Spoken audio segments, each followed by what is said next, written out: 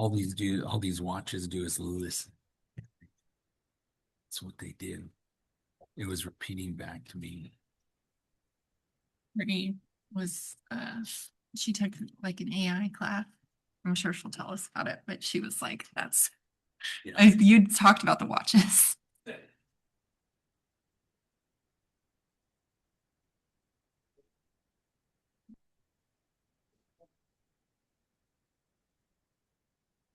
All right. 5:40. Let's go ahead and convene the meeting. We are convening the meeting at 5:40 p.m.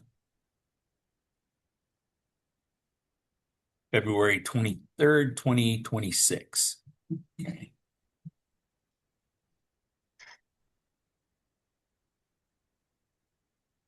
So go on to number 2, Courtney, right? Mm-hmm. Okay. Report back from Annual Special District Association of Oregon Conference. Cora and Courtney went to a conference at Seaside. So Yeah. who's going to start? Cora? I'll start. Okay. So the conference was great. Learned a lot. It was really good. Good to talk to other people in recreation and aquatics and just governance in general and get a lot of input and be able to ask questions. I made a copy of some of my notes for the other board members and I emailed them to Eugene as well. One of the things that came up was that most districts have a public meeting law policy or a public meetings policy. And I thought, I recognized some areas that are outlined here that I thought would be beneficial for us. One thing they said was that districts should just move on to roll call voting because that's going to be a requirement soon. So just verbal roll call voting. And then we talked a lot about posting requirements, and I wasn't sure if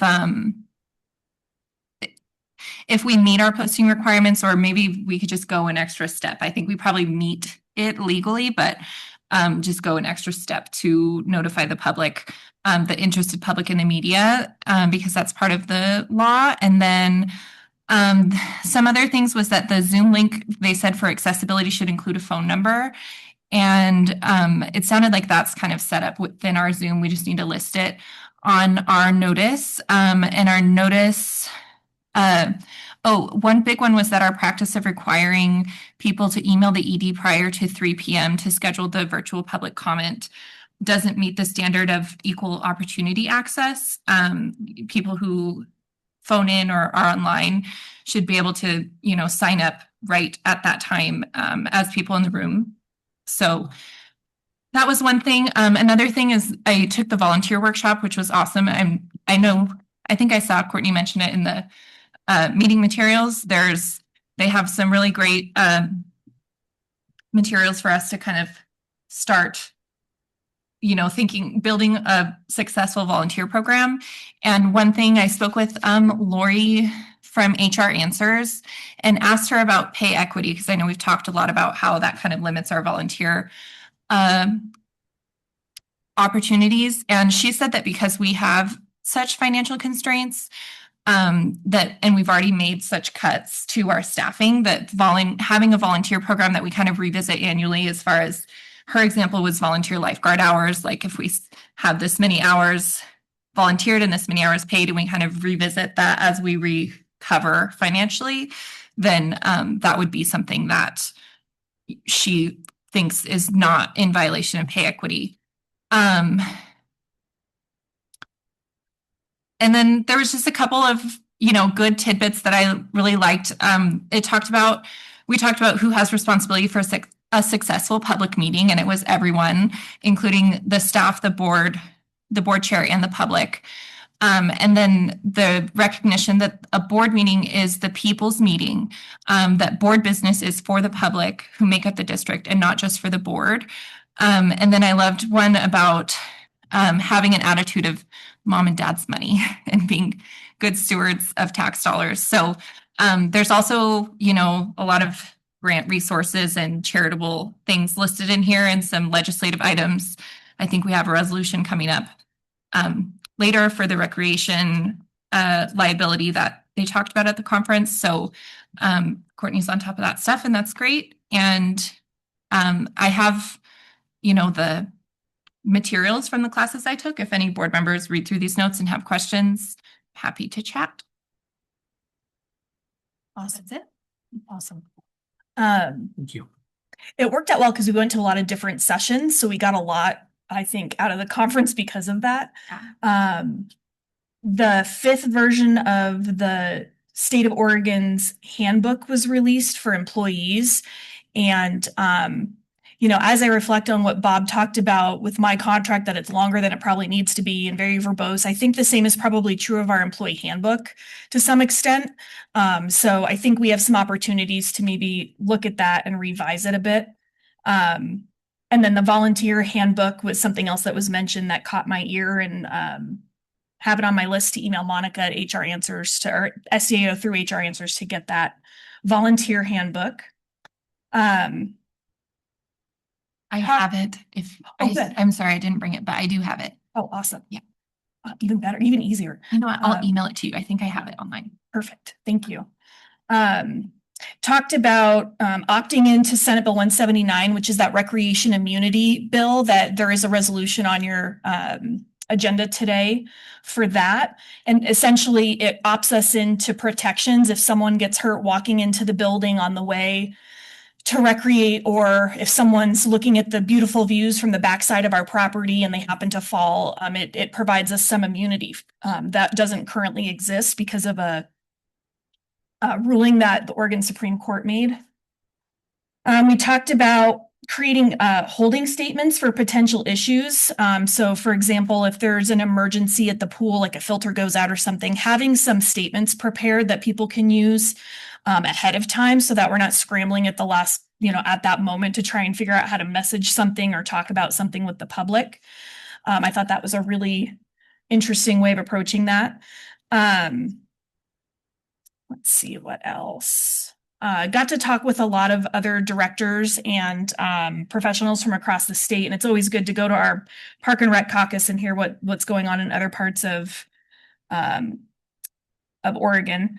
My favorite session was one on AI and how you can use AI to be more efficient in prepping board packets and presentations and other things that you do. I'm a late adopter. I'm what they call a technology immigrant, as someone who is a very old millennial. And so I'm very late to the game on these things, and learned quite a bit at that session that I'm hoping can help us, like in developing KPIs for a dashboard that the board can look at and see, how are we doing at any given moment with the different types of indicators that the board is interested in. So like that kind of stuff, it could be really interesting to use that. And then lastly, one of the presentations I went to, I got the idea we probably want to reach out to SDAO. They have someone on staff who is really good at municipal funding options. And as we move forward and talk about the future, whether that's a bond or a levy or, what that looks like, I think it'd be helpful to use them as a resource in that discussion. And that was my list from the conference. And then, of course, it's a short legislative session, so there's a number of bills that SDAO is keeping an eye on. I think I've got a list of about 10 here. I don't know how many of them made it past the last stopping point for the legislature, but they're going to end the session by March 8th. So I presume a lot of these didn't make it past that first gate holding for them before it gets to a final vote. So and that's all I had to share. I really encourage you. One of the things that came out of the conference was that Vector Solutions, which we use for training for staff, has an approved public meetings law training on it. It was approved finally through the Oregon Government Ethics Commission, because every elected official in the state of Oregon has to take this training at least once during their terms. And I went ahead and created accounts for all of you, and you should have all gotten an email inviting you to take that training.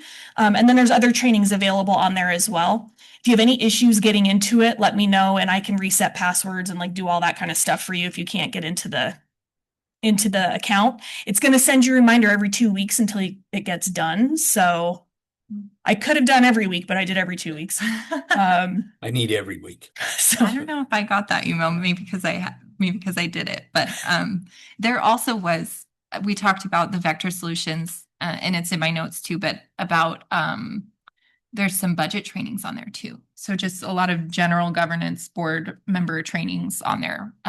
So I'm excited to dive into that. and it's free. Yeah. Yeah. And Courtney, I did want to ask about, we talked about the board practices assessment that STAO offers. It's like a 90-minute like Q&A session. I think we do a survey beforehand and then they sit down with us. Do you know, that's not what we're doing with Bob. That's something separate. Something different, yeah. Okay. But it's certainly something that the board could choose to do. Yeah. I think maybe it would be worth asking him about it when we meet with him on Thursday. If the board agrees, you know, maybe he will point it out to us if he sees it something that just kind of, they've phrased it as something to kind of help the board members, you know, come on to the same train of thought and kind of assess board performance and governance and establishing a plan to move forward. So.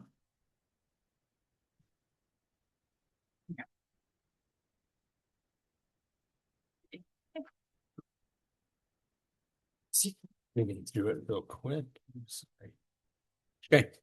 All right, let's go to policy review. Cost recovery policy.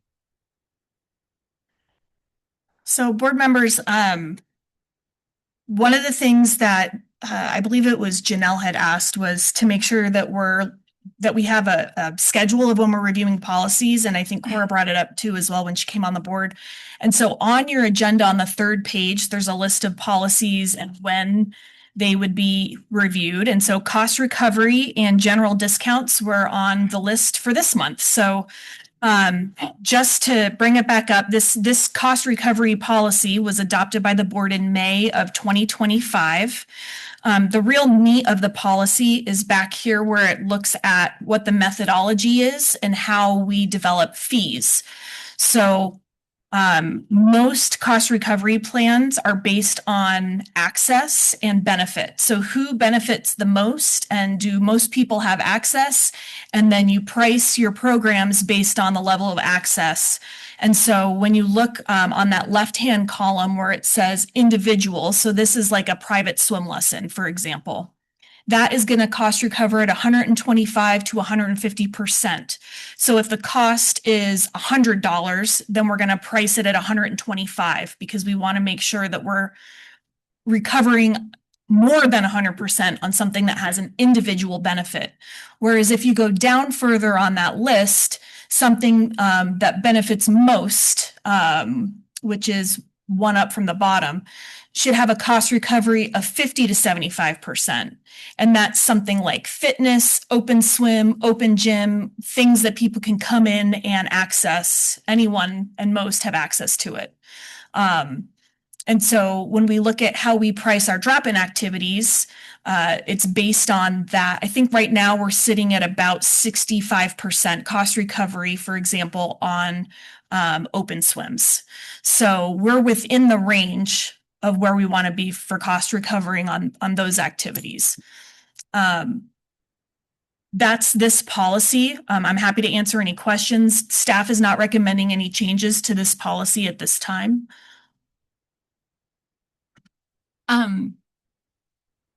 Did we last week, I think, or not last month, I believe it was Jean that asked for some sort of review on what our cost recovery or how much the tax is subsidizing for the early morning exercise schedule. Have we gotten there yet? No, it's on my to-do list. It did not get done. That's fine. I would like to see that as we discuss this policy. I think that would be good information to have to compare. Anybody else have anything? I don't. But I mean, that's a good idea. It's a good idea. I just think when we think about our schedule, it seems to me like it's built mostly around swim team times and then allowing that morning swim. But it's not, or we haven't been able to stay open early enough for people who are working, like who have to go to work at 8 to be in this tight turnaround for them. We've had people ask for it to be open earlier. So I just want to make sure as we review the cost recovery policy that that those things are sitting evenly because we have those, the groups like this school that are subsidized already by tax dollars. And then our schedule's kind of built around the swim team. So I just think that's something that I think would be good to enter into the discussion. So what I'm hearing is that you'd like to see maybe by the types of sessions, because the way we're thinking about it is that we've got sessions that are focused on lap swim, independent workout, spa, fitness, and then we have sessions that are and then family swim time, and then we have open swim, and then we have rentals. So like those are the 3 different types of activities. And so what I'm hearing you say is you want to see the cost recovery on each of those 3 different activities. Is that those 3 different types of sessions? Well, I just think we talk a lot about how open swim loses money. But then I'm interested in knowing the actual breakdown when we have the memberships and stuff of the people that come in the mornings all the time. Just to make sure that as we're building our schedule, we're also thinking about if it can sustain us financially from the cost recovery perspective. If our schedule, if we're not cost recovering and we're doing that access most, then maybe we should look at our policy differently if our schedule's built around, the things that we don't recover costs from. But let the record show that Janelle came in at 549. 556. 556. Okay. There we go. I'll take that. Okay. But how many people for that early morning, how many people were actually coming in that early? Did we have enough to sustain that? So that would be 100% cost recovery, correct? Well, this is why it's difficult, because a lot of those folks have a membership. And so whether their membership is paid by them or paid by third-party health insurance or is a punch card membership, there's not a direct dollar associated with that visit, because if they come every day, they're basically paying 25 cents a visit because their membership is only so much. Right. So it's easier to quantify a drop at an open swim because about 5% of the open swim is members, and the rest of it is all money that's coming in. So I haven't quite figured out how to quantify it, but I'm noodling on it, and I'm looking at what other places are doing to try and show the membership and the revenue versus how many people are actually using it. It's just kind of hard to quantify, if that makes sense. Yeah. The number of employees that are working at those 2 different times is the other piece that you've pulled for us before. Well, and I think that's important to remember, is that we can't just look at revenue. We have to look at expenses as well. Right. Because that's what we pulled is like the number. Is your microphone on? Just the button. Speak up more, great. Thank you. That's what you've pulled for us before, is like the cost in the morning of like 1 or 2 lifeguards, whatever pools open, versus the rec swims where everyone's rotating. There's like 7 guards. Yeah, it feels like 10 when you're in there. There's a lot of people moving around in there. Is a huge difference. Mm-hmm. Yeah, I mean, the expenses are certainly different between the different types of sessions, but the revenues are different too. So I'm going to work on it. It's on my to-do list. I'm hoping I can use an AI tool to help me figure that out. Because like I said, it's hard to quantify when you're talking about memberships. Yeah. And I think I guess my train of thought going there is not necessarily like more open swim versus less exercise, but maybe we need to think about like the demographic of who's able to take out those memberships with the hours that we have currently.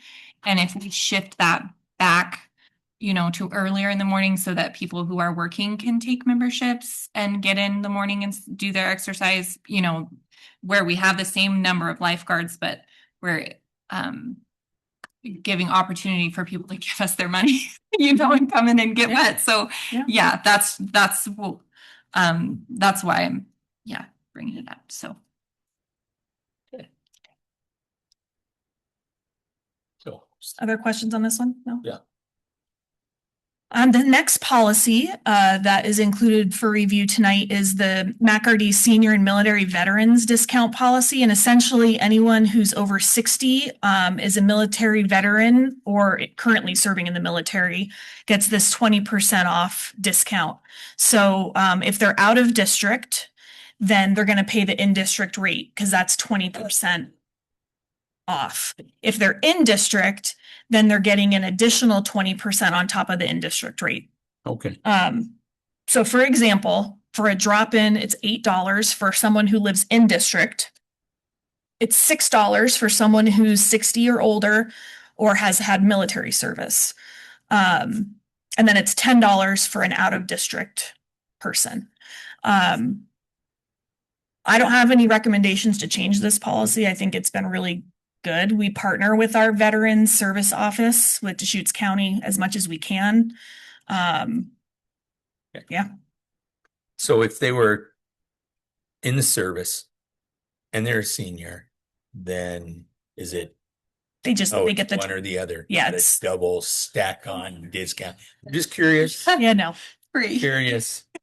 20%. Okay. What about I don't know, the Silver and Fit, is that an age-related program or is it just called Silver? So Silver and Fit is one of, I think, 7 or 8 different programs. We have I'm trying to remember what they all are, but we work with 2 different third-party companies. I think it's Adaptive Access, Renew One Plus, Silver and Fit, and Active and Fit are the ones that come to mind. But these are all where the health insurance covers a gym benefit and they get a membership with us through those third parties. So we have quite a few. We've had a lot join this month under Optum, which is the third party provider that has Renew One Pass and can't think of what the other one is. Adaptive maybe is what it's called. And so we try and look those up first before we have them pay for a membership. Okay. We always look up eligibility for folks. And will they, like if someone has that benefit and then they're also a veteran or a senior, do they get that discount with that membership or? No, so the agreements we have with those third parties is set for what they pay. Okay. Yeah, I don't have any problems with this policy. Any other questions or anything? Good on that? We can move on to the recreation immunity. Oh, policy. wait, Jean asked me to unmute her and I was Okay. looking at my computer. Hold on, let me find her.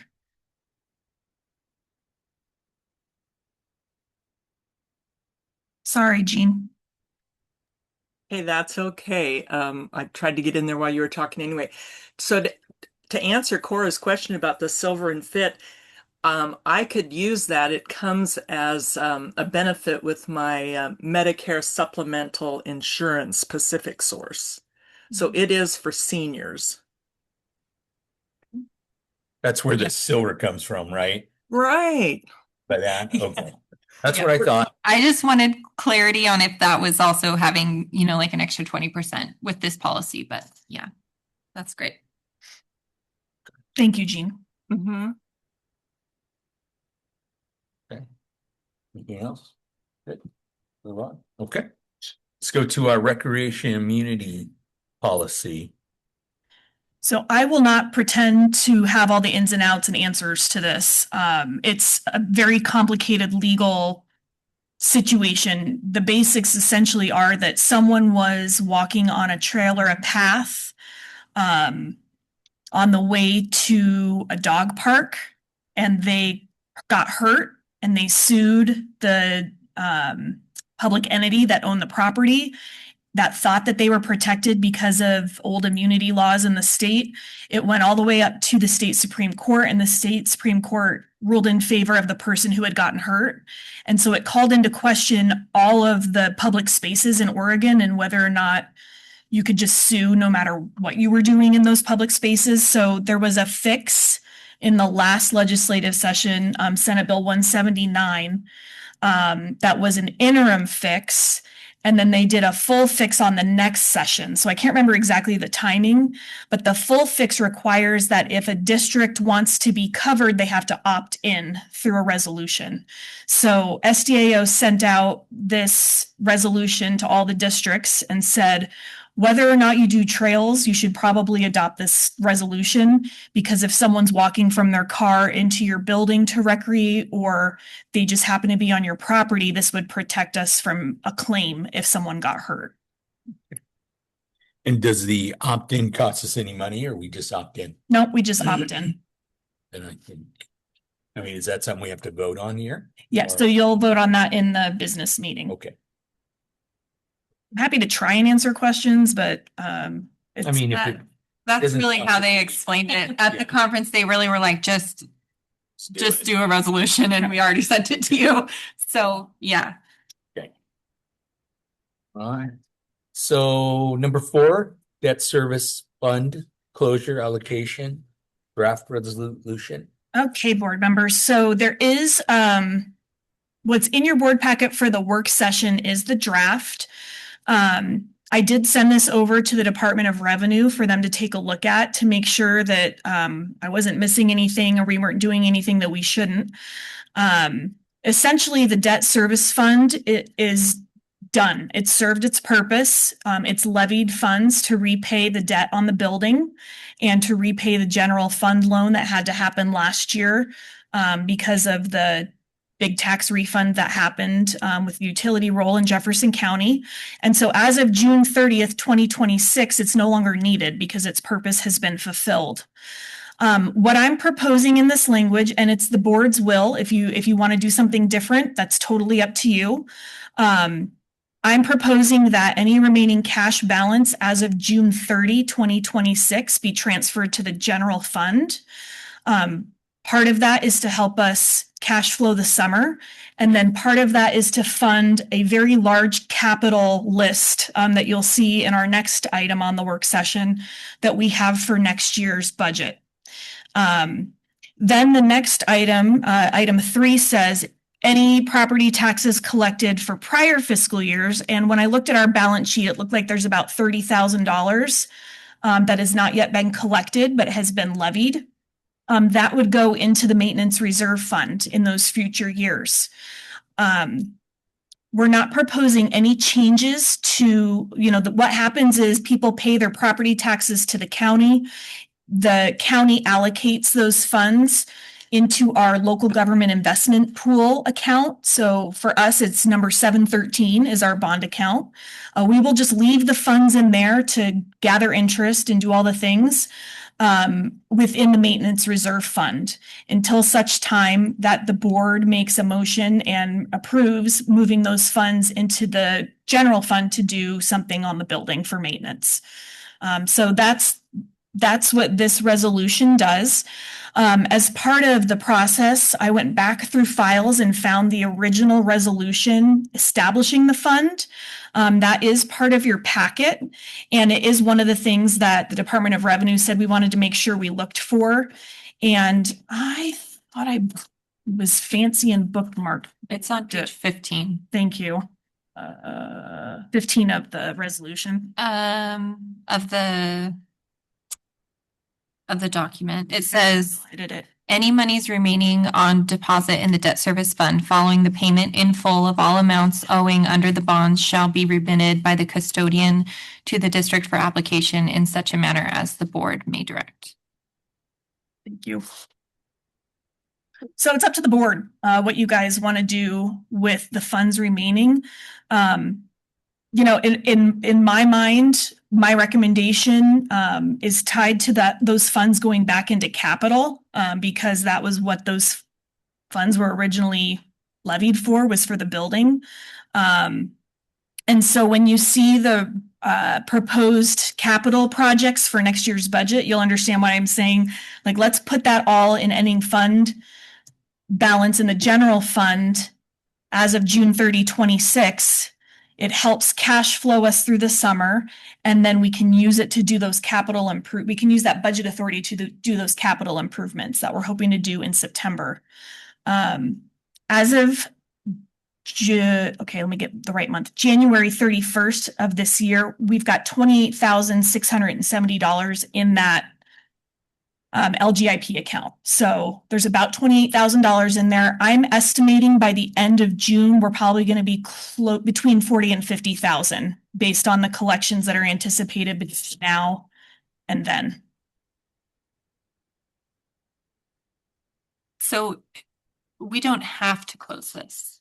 We could have the funds, they would still, as they just trickle in from the tax collector, they could sit there and be transferred for capital when we need it. Like you're suggesting to transfer the amount to cash flow the summer and then use capital, but as far as how does the funds that are already levied and will be paid whenever someone pays their back taxes, how do we know that they came from here if this account's closed? So think about the debt service fund is more of a function of budget than it is cash. Mm-hmm. So the cash will be in 713, which is that local government investment pool account, and it won't move from there. So after this year. So what this resolution proposes is that, yes, on June 30, any cash remaining will get transferred to the general fund. So that means we would have the county transfer it from 713 to 716, which is our local option levy fund. So then it would be available for general governmental purposes. Closing the debt service fund, it just means we're not budgeting in that fund anymore. And instead we're budgeting it in the maintenance reserve fund. So it's still separate from general fund, if that makes sense. It's still sequestered. So I think if I heard Cora right, her question was that fund at the county level through the treasurer and the assessor will still be there, 713. Yes. And when those back taxes are paid, it will still trickle into that 713 fund. Yes. At the county level. From the county level, then it's going to transfer over into our 716 where we have access to it. Only if we request that transfer. Yeah. So we wouldn't request that transfer unless the board approved us transferring money from the maintenance reserve fund to general fund for use. Well, I think it's a perfect, it's absolutely what the board should do is transfer that money for capital and maintenance improvements to the building. Yeah, because we talked about this the last time, didn't we? Yeah. We talked about that. That's one thing we wanted to do Yeah. for our cash flow and our building. Yeah. Okay. So this just closes it off for our internal budgeting purposes. The fund will still exist, like Jane said, at the county level. Yeah, it just it closes officially the budget piece of it, so we don't have to budget every year in the debt service fund. Okay. And I think, wouldn't it be after 5 years, Courtney? It's the county will close it because essentially nobody's got any further back than 5 years back taxes, or they're foreclosed on. I don't know exactly how that works. You would know more about that than I would. No, the treasurer or the tax collector, I mean, would know more about it, but I think that's how it works. If you're more than 5 years in arrears, there's a process they go through. So we'll probably look at it again 5 years from now. And even though the debt service fund is proposed to be closed as of June 30, it's still part of our budget. until those prior years fall off. So we'll still include it in our budget document every year until there's nothing left showing in that for historical purposes.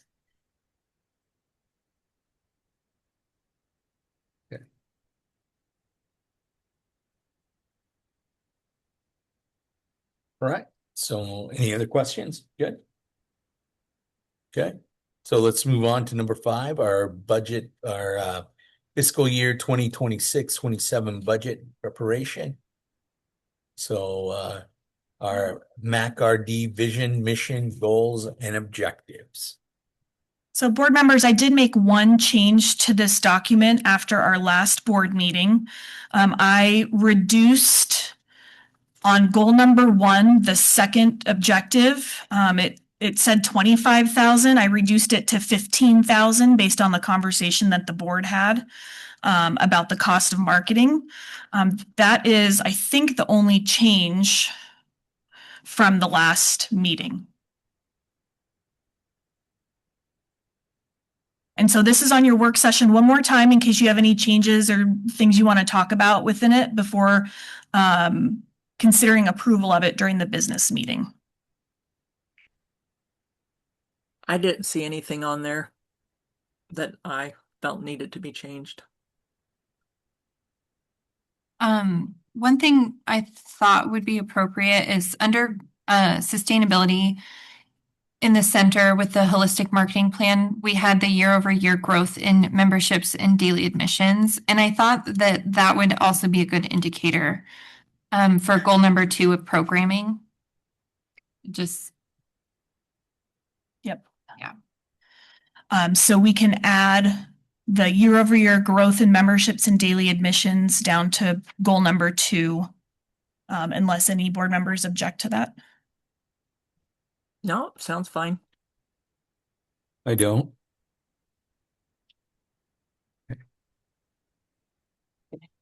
Any other questions? We good? Okay. So then we move on to our budget assumptions. Ooh, this is a fun one. So I hope you all had a chance to take a look at this prior to the meeting, because it's 7 pages and I'd rather not go through it point by point. I'm happy to answer questions. I'm going to try and go through it kind of quickly. Every year the board gets this cover memo in February, and then you get it again in March. And what it does is it provides direction for developing the budget. It's a chance for me to check in with you on what you're seeing as the assumptions we should be making to build the budget.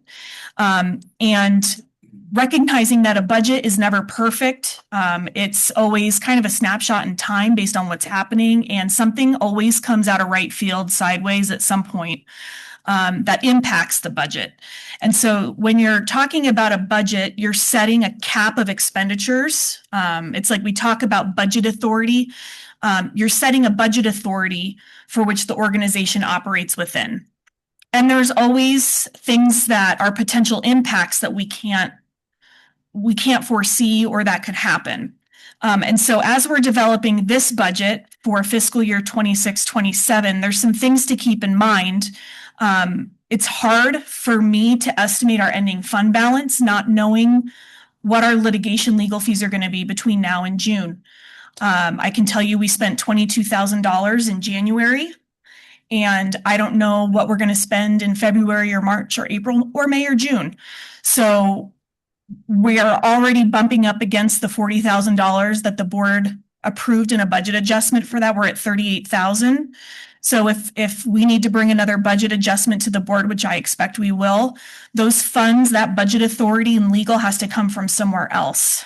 So it's hard to estimate ending cash balance. I did do a back of the napkin estimate, and if we weren't trying to make a guess on that, we would be at about 70. We would expect to end the fiscal year with about $70,000, which is a 200% shift from the negative $67,000 of last year. And I'm really proud of that. And I think this board should be proud of that. Some really tough decisions got made to put us in a better financial position of sustainability moving forward.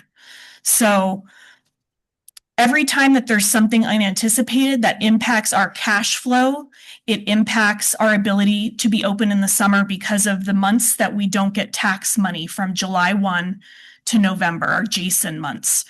So that makes developing this budget a little bit difficult.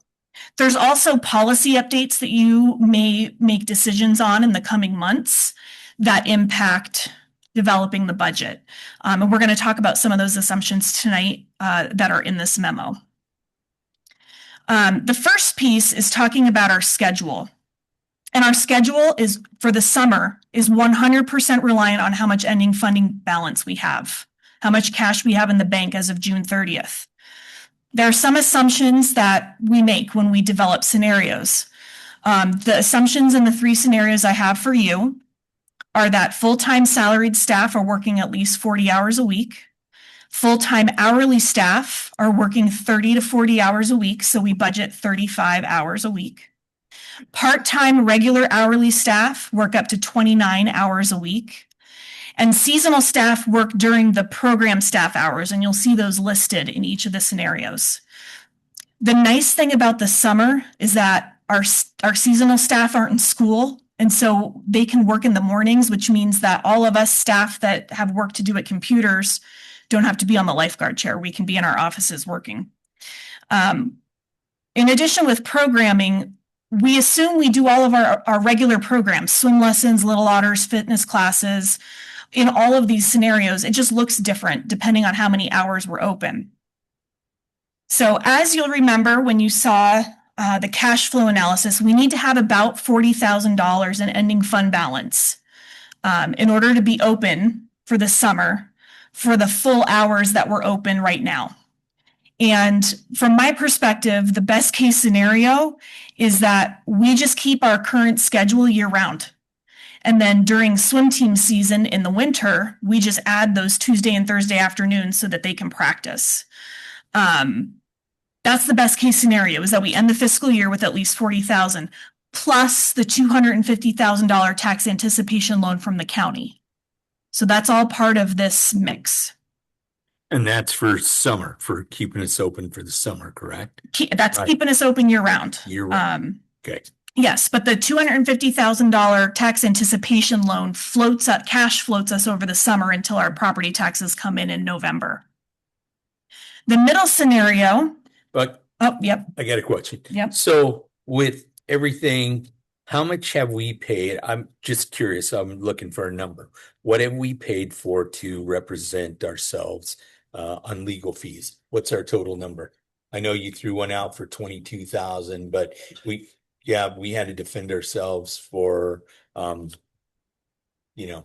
all the fees starting from last year, all the different things, the ethics violations. I mean, all that. So where are we with the total? So I can tell you, $18,000 is the legal expenditures for ethics violation legal support.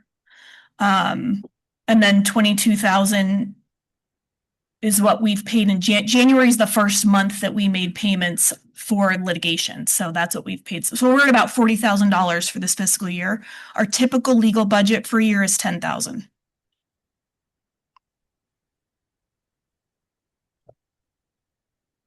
I'd like to say one clarifying thing. You said 18,000 for ethics violations. It was not for ethic violations. None of the ethics claims were approved. It was defending against the inaccurate claims. So it was not money that we paid because of ethics violations. Legal fees associated with defending Yes. claims against the district Yes. through Oregon Government Ethics Commission. So the middle scenario is if we have an ending fund balance of 20,000 to 40,000, and you'll see that we've reduced, we've taken Wednesday out and said, okay, we'll be open Thursday, Friday, and Saturday. That reduces our hours from 24 hours a week to 16 hours a week. And then it reduces our programming staff down to 21 hours per week rather than 30. And then when you look at the worst case scenario, which is less than 20,000, we're proposing that we would be open Friday and Saturday. Just for the summer, and then in all of these scenarios, we go back to the current schedule once we have property tax money. Again, this is not because we don't have the funds to be open, it's because we don't have the cash flow for the summer months. And the goal has always been to try and grow that ending fund balance so eventually we don't need that tax anticipation loan. That is not materialized. The last 2 fiscal years, we've spent a lot of funds on legal fees for elections and, other things. And so we did not right size our programming for the funds that we have until this year. So I was looking back, I went back through audits to 2006, and the district had a negative ending fund balance its first 5 years it was open. Then the local option levy passed and it went up a little bit. And then it's been, grants and one-time dollars kind of keeping the district at a higher ending fund balance. It's been a problem since day one. So now that we've right-sized our programming, our staffing, our hours to the funds that we have, I believe, and I'm confident that we're in a position of long-term financial sustainability. But when things come out of left field, it makes it challenging. And can you clarify how much was spent on like a ballpark of legal fees? I think I heard in a board meeting once that it was like 40,000 for the first election. The second, I can look that up, and the same. I can look it up and let you guys know. I'm not sure off the top of my head, but it's in our QuickBooks, it's in our budget, because we coded everything dissolution reformation. So I can print out a statement that says what we spent on elections. Yeah, I wasn't sure if you knew, because I remember hearing you say in a board meeting that you were like reporting back to SDAO about that model of closing and starting a new district. And that it's not good. Oh, and that it's not. We were the guinea pigs on that. Okay. Yeah, I'll get that number for you, Cora. So far, right now, last year, this year, the pool has been sustaining itself, correct? I mean, in your 5 years here, what's been our best year?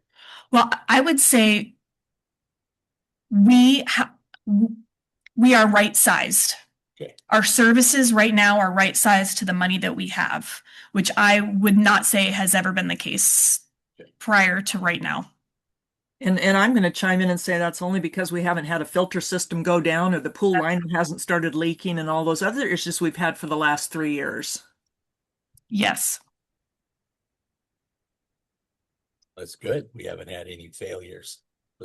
What year is the roof due again? Sometime in the next 10 years.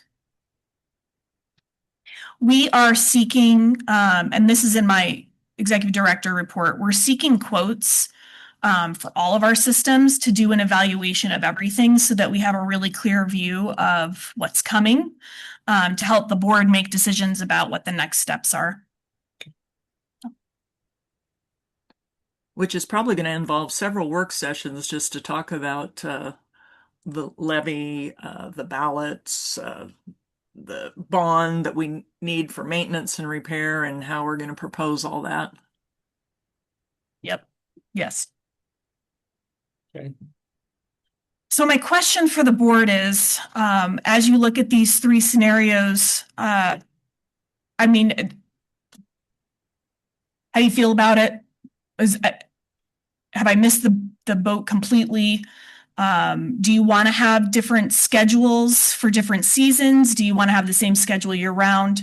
What we're proposing is to have the same schedule year round and just add a couple hours for swim team during that season.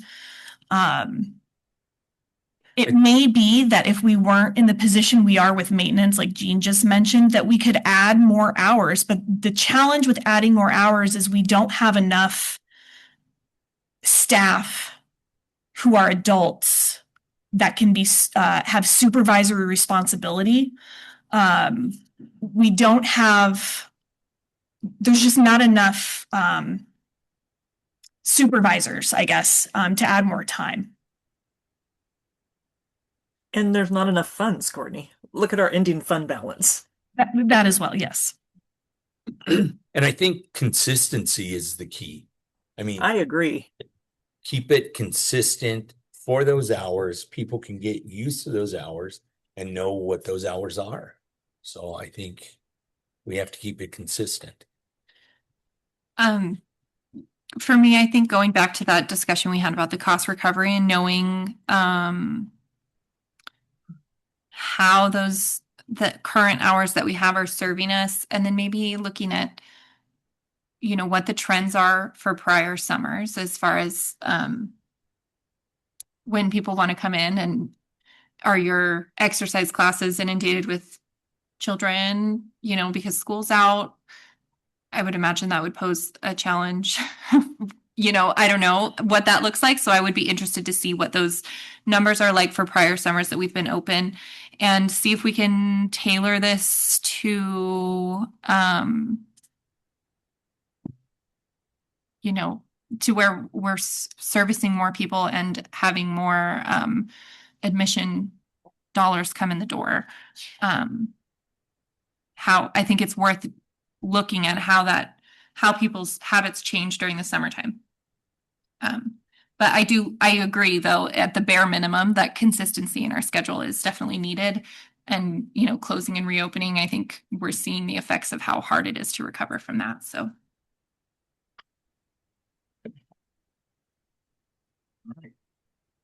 Just want to call out that Frank and I both have to leave early. Go back to work. I'll bust through. Just There's just there's a couple main pieces. In case there's things you want to. I want to get some direction on with this. And then, so I'll bring back some data. We'll look at that, and then we'll come back to this conversation again at our next work session.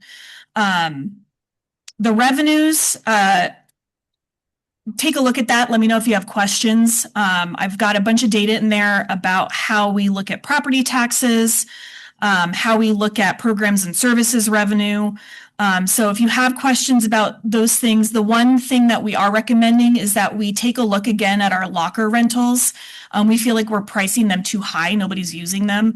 And so if the board's amenable to staff kind of taking a stab at reducing those a little bit, to see if that would encourage more use. Our towel rental memberships have gone crazy. I think we've got 10 right now that we've just gotten over the last 2 months.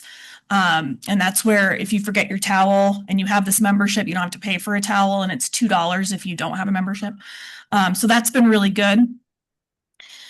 Grants, we don't budget for them unless we're pretty sure we're going to get it. We've already applied for it. There are none right now on my list, aside from one that we missed the deadline by 1 minute on some capital that we were looking at doing.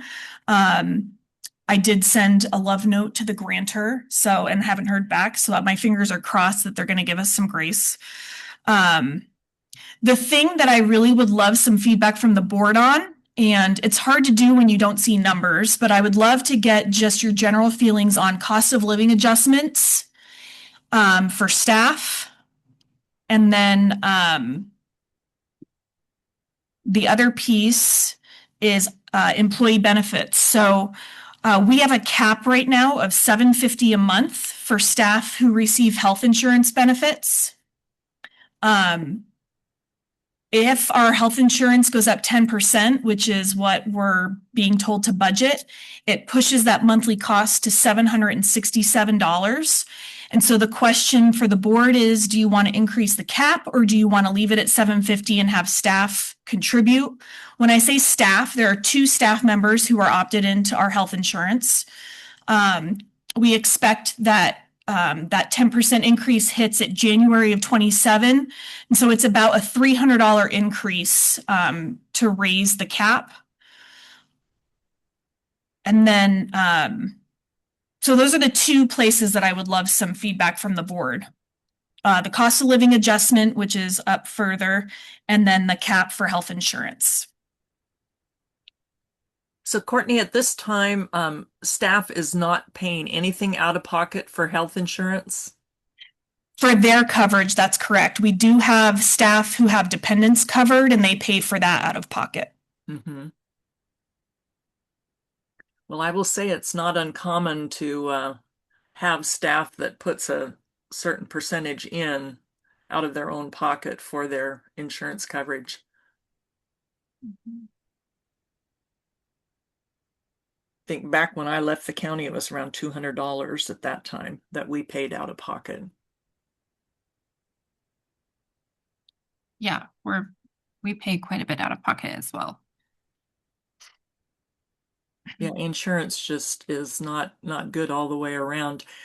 I want to touch briefly on your locker rentals, and I'm gonna say that I would suggest that we charge $50 for the whole year. And I'm not saying that this is a good comparison, but at the bowling alley, you get your locker for the whole year for $30. All right. Yeah, I could see why people aren't utilizing it if we're charging them $50 a month. Yeah. Well, I mean, the league is a year. That's why I don't bowl anymore. Man, it's a year of your life ever. That's why I don't do The it. best. It sucked the 33 soul weeks. out of you. Yeah. I was never so happy that when my husband told me, Jean, that he was getting a locker at the bowling alley, I was like, thank goodness. So Yeah. yeah, but I would say an annual for the locker is great. Sounds good. Yeah, maybe sell annuals and then also have rentals. I mean, Mhm. Yeah, we rent them for $2 and you think a about day. that in half to $1 or No, that one's not an issue. It's more the monthly and annuals. But if we go to an annual for $50, I think that's easy. And then see if get them all rented out. Yeah. And I'll just say, as far as the insurance goes, my position will be I'm sorry to say this, but leave it as it is, and out of pocket will have to come from staff. Okay. The district just isn't in a position. And how much would that out of pocket be for our staff? If the increase is 10%, it would be $17 out of pocket per month. And are these things also, you said that we should review the staff handbook. Are these things we can revisit? So Point. these are in the budget. The staff handbook points to the budget for what it is. But whether or not we do it is part of the handbook. Yes. So does that make sense? So the 750 cap, that's set by the budget process. Right. Yeah, I'm just thinking like, we're looking at one piece of it, of the employee benefits right now. And when we have the handbook in front of us, get the whole picture of the employee benefits in general. And if we're proposing changing those things with the handbook that you discussed. I just, you know what I mean? Yeah, I see what you're saying. I just need some help as we look at developing the budget, because I don't think the handbook's going to come before we do the budget. That's a project I can't take on in the middle of budget season. So, can't we rely on what the existing handbook already says? Yes. Yeah. Okay. Is there a sense? Question. Yeah, so I'd like some direction from the board. I mean, so on the cost of living adjustment, I just want a sense of where the board's at. No cost of living adjustment, do something if we can afford it. I just more of a theory question than a give me a number question. And that would also be the 2 employees, So the cost of living adjustments for everybody. everyone. Yeah. Admin included? Yes, the cost of living adjustment applies to all employees. The merit increase applies to our hourly, full-time, and part-time regular staff. So there's 4 staff that the merit applies to. And then the COLA is all the staff.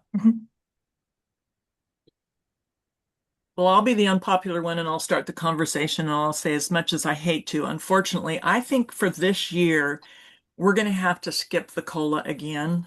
we got to get our feet on stronger ground with consistent operating hours. And that's just how I feel. I know we went through this a few years at the county, and I'm not trying to compare the county to the MAC, but those were hard pills to swallow, but no COLA until we get a little better situated. What would the number be? What would it cost us if we do give a COLA? I don't have that analysis yet. I was just looking for more of a, like Jean said, right now with our financial situation, nothing, more of a theory approach. Is there a way to calculate that going into budget season, just even at the lowest end at like the 1%? Yeah, so if there's interest, I can bring that back at the March meeting as part of the analysis. Before I went and did that, I just wanted to make sure there was interest or not. I think it's worth looking at it even at the lowest end at the 1%. I think the other thing to keep in mind throughout all of like the difficult times that we're having, I know we didn't do them last year, is trying to retain the staff that we have to also maintain stability for the district and to stay open. And I think if we continue to not do some of these things for the employees that we have that have been there for a really long time, then we risk losing some of that stability, which is another thing that would be really detrimental to our whole situation at this point. But did I understand that this does not, that the mayor, it does or it does not apply to the rest of the core four, or they also have merit on top of? Okay. So COLA is everyone. And Because then it's merit cost of is- living. So I wasn't saying to look at merit, but No, I for because some reason 2 years in a row skipping cost of living. Yeah. Just right now with everything. Well, That's what, I don't know. Yeah. I think looking at just even the lowest end to see how much it would Yeah. be is worthwhile at least exploring. Yeah. Because we have a core group that's been with us how many years? 5 years. 5 years. And that's a lot to go through, right? I mean, up and down. So yeah, if we can look at our low number, I mean, I know it's not popular and I know what you're saying, Gene. I've been on that end too. But we want to keep, and it comes back to the consistency of the people there and that core group that's been there for 5 years. So, I mean, even just take a look at your low end. Well, correct me if I'm wrong, didn't we give some merit increases last year, even though nobody got COLAs? Possibly they got a merit? No. No, we did 0 COLA, 0 merit in last year's budget.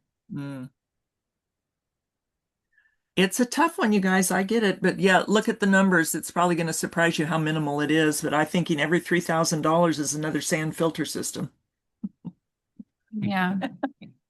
Yeah. I lean towards what Jean is saying, but I do think it's worth looking at the numbers and yeah. Okay, that helps me. Thank you. Okay. Let me see what else is in here.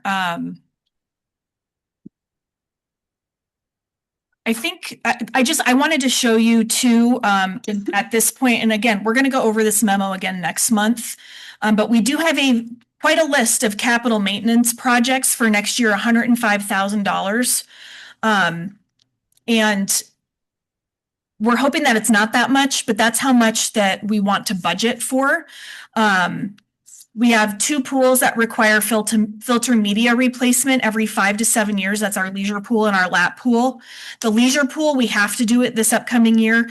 When you start to see the pressure gauges taking opposite turns, it means that it's time for that sand filter medium to be replaced. The lap pool isn't doing that quite yet, so we're hoping we can go 1 more year. The bather load is less on a lap pool than it is on the leisure pool, and so that's why we may be able to squeak out another year or 2 before we have to replace the lap pool media.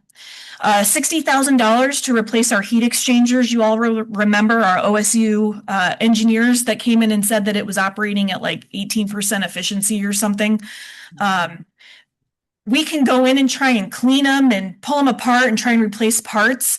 But our contractor that does that work is afraid to do it because they're afraid it's just going to fall apart and we're going to have to replace it. So what I'd like to have us do is budget to replace them and then hope we don't have to replace them. And so that's 60,000. We do our annual pool boiler maintenance. Those are the 2 boilers that service the pools and keep them warm. That's $15,000. And then we are due to refurbish our slide and our pool toys. Those are the water features that are in the leisure pool. I did get a quote from the manufacturer of the slide that it would be about $13,900. And now we're going out for 3 official quotes for that work to get done in September. And I got the first one back and it's still at that $13,900. So that's really good. I'm hoping that someone comes in even lower than that, but we're getting 3 quotes for that right now. The other projects that are listed here were these would be great to have, but they're not critical for operations. And so we're not proposing funding them. So we do have quite a bit of capital. And as I did my back of the napkin budget analysis, I think we can afford it, assuming some things for the next 6 months or so. And that was moving those funds from that 713. That's adopting the resolution as presented, that on June 30, 2026, any funds that are in there get moved to the general fund. I think that's going to be a great use of those funds. I think so too. I agree with you there. Do you talk a little more about the slide and pool toy refurbishment? I swear when did we do the slide? So the slide was done in 2020, 2021. Yeah. That was a recent. Yes. So that was a full meal deal, $35,000 project. What this is going in, and we've always done this in-house where our own staff spend their time buffing and filling the cracks, the seams. Watching our staff do that, it's a huge liability for our staff to be hanging upside down on that, trying to get underneath on the slide. And climbing up on a ladder in the water of the leisure pool to clean the tops of those water features. I would much rather use that particular staff member's time working on programming and high quality programming work that we need to get done and training plans and some other things for our lifeguards than have them spend 60 hours over 3 weeks buffing a slide. And so to me, spending 13 grand to do that is worth the savings on potential liability, and then also getting different and more important, in my mind, work product out of that employee. And you said the slide is starting to maybe separates the wrong word, but kind of some of the seams just need to be re-gelled.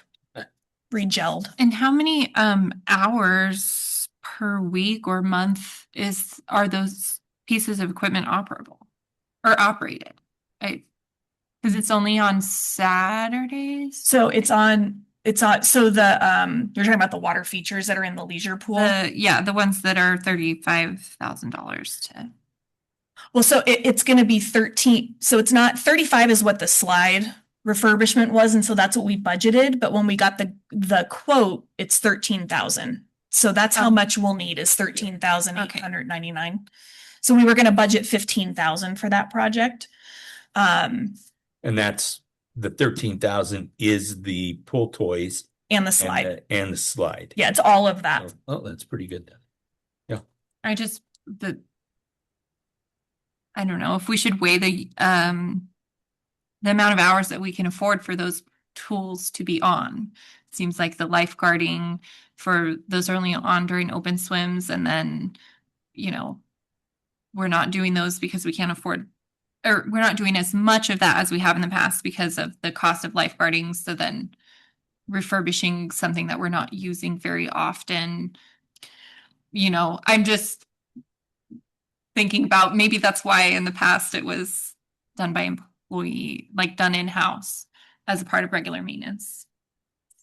Yeah, but then I'm thinking too, on the other end, if we let it go too far, then you're going to have to replace the whole thing if you don't work on it. So. I think my train of thought is is it deteriorating faster because we're using it far less than we have in the past?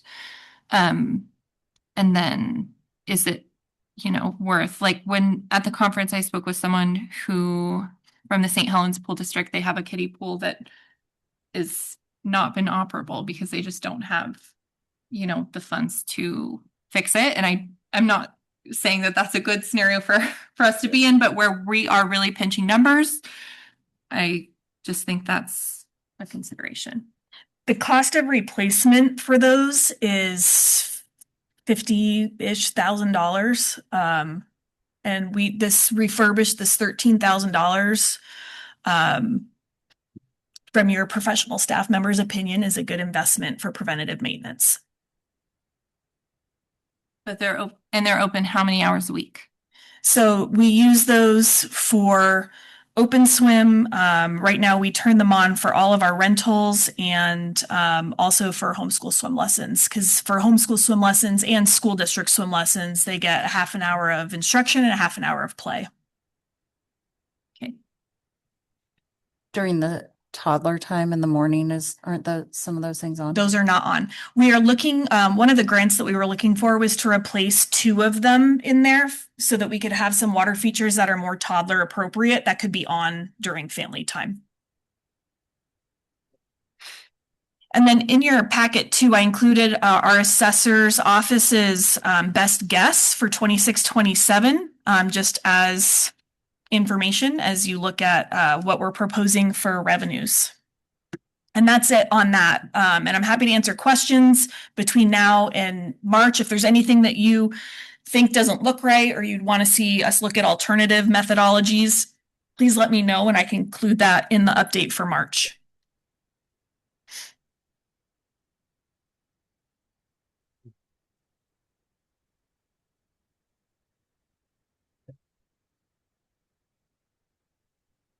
Probably a good time for me to.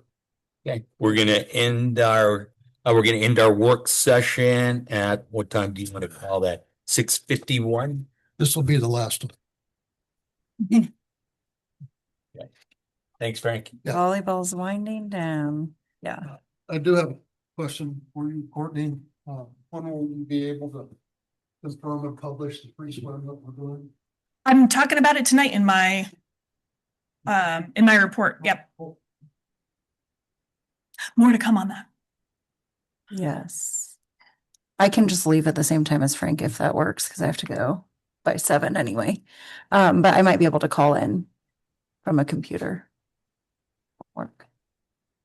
I don't know if I can say this. We already adjourned the work session, but one thing that I had noted, a grant idea when we were in that recreation caucus at the SDAO conference.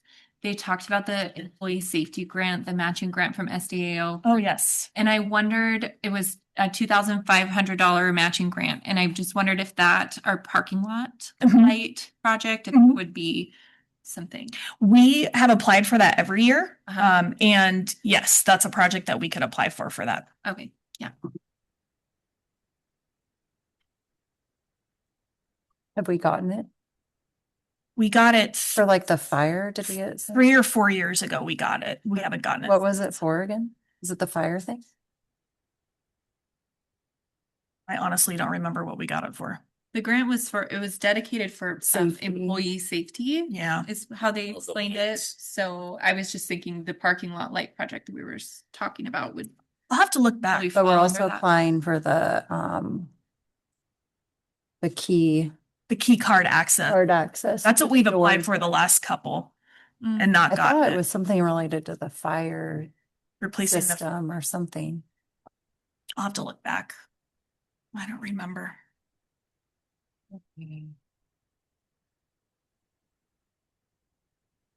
Okay, Sorry, I thought I was in the clear, yeah, but they called on the way here with 2 more Okay. admissions. There's There you lots, go. endless sick people, guys.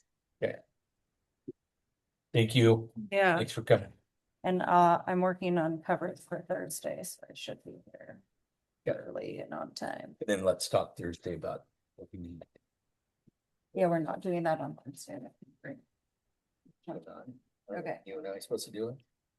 Yeah, Put it on I'll call you before that. you. Thank you. See ya.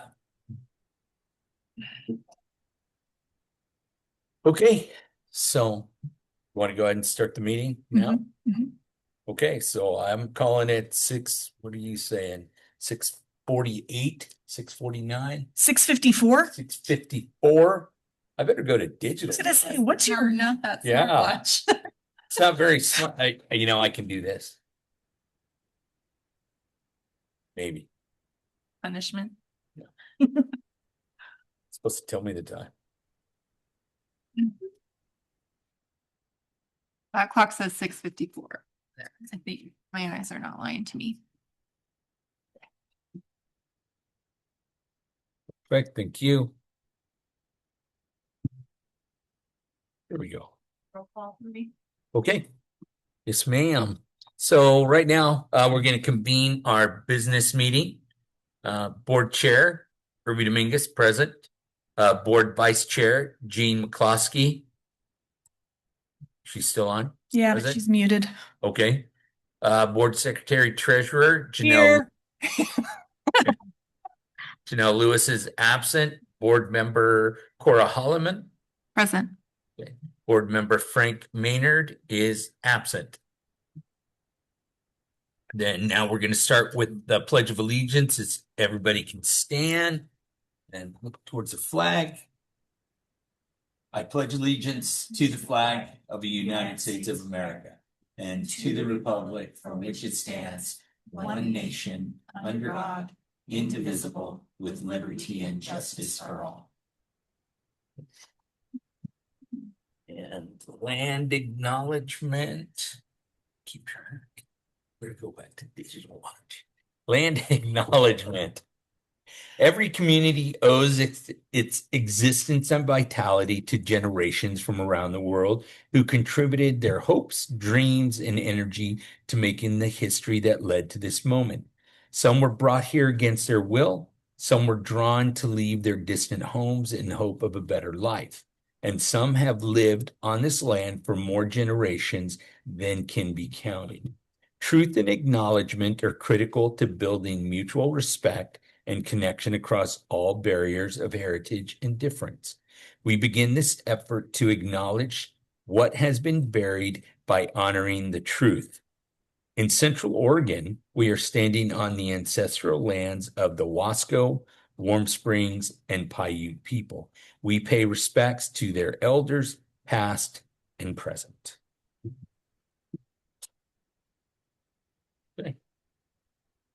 So number 5, correspondence, patron comments, cards, emails, and other communications. Number 4. Man, I can't read a watch. I can't read a number. What's going on today? Adoption of the agenda. I'll make a motion to adopt the agenda as presented. I'll second. Okay, all in favor? Aye. Aye. Okay. I don't have to say against, right? Nobody's here. We're all in favor. Okay. All right. Now we will move on to number 5. Okay. Correspondence, patron comment cards, emails, and other communications regarding the MACRD operations. So the correspondence in your board packet tonight includes the Madras Redevelopment Commission annual report, and I highlighted the part of the report that talks about the property taxes that would have come to the MACRD if the urban renewal districts did not exist. And you can see that the total impact for the downtown district and the housing district combined is $27,340, or 7.82% of the total permanent rate levy. And I believe that is all we had for correspondence. I have a question about the urban renewal district. That is just the tax money, the annual property taxes for those properties that have been built within the district for a certain amount of time, correct? So the way that, and I know enough about this to be dangerous, but the way that urban renewal works is when the plan is adopted, a frozen base is adopted, and any property tax growth above that base in that district goes to the urban renewal district. So we don't see any of the growth from development or property tax value increases in the downtown area or in that housing urban renewal district until that urban renewal district goes away. So we stay at that frozen base. Jean, am I explaining this correctly? Yeah, I just simply say yes, Cora. All the new construction that's within that housing urban renewal development, which is all the new construction we're seeing in Madras, basically, is all going to that herd. I just wondered if there's ever been a discussion about, I know that our facility is a draw for realtors and housing developers, and I don't know if there's a mechanism where we could have like a small SDC fee or something that is initiated upon the building permits of these. I understand we don't collect their taxes because of that, but I don't know if that's something that's been looked into before. Slipping in a City of Corvallis does a lot of that. They slip in fees in lieu of taxes. Yeah. Yeah, but someday all those taxing districts will receive those funds, but it's 20 years into the future or more. Mm-hmm. And in terms of funding from the urban renewal districts themselves, the Urban Renewal Commission can amend their plans.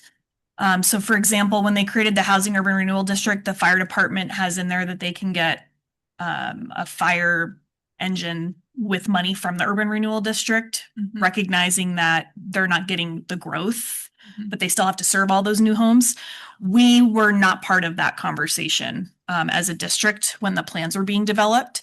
As it relates to SDCs, I know that it's come up a couple times about SDCs, and at the time the conversation was, well, if you want a park and rec SDC, then you probably should take over all the parks before we do that. So I think there's room to have a conversation, but I think it gets tricky because we don't do parks.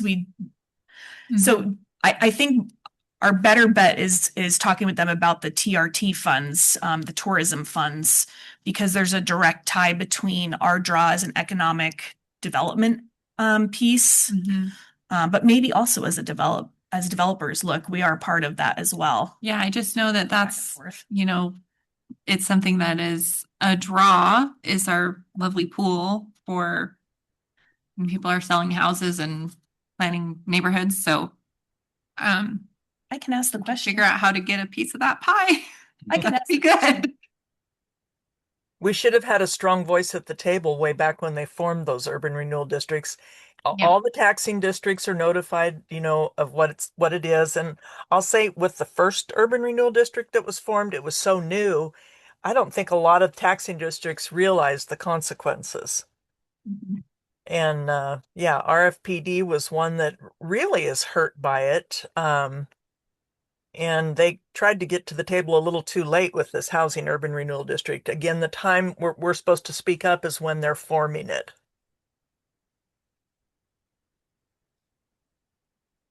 Okay. And when were these formed? How long ago were they formed? Oh gosh, the original urban renewal district, I'm going to guess it was sometime after 2000. It was actually before I went to work, a few years before I went to work in the assessor's office, was original urban renewal district in Madras. And Madras formed theirs without a vote of the people, which they're entitled to do.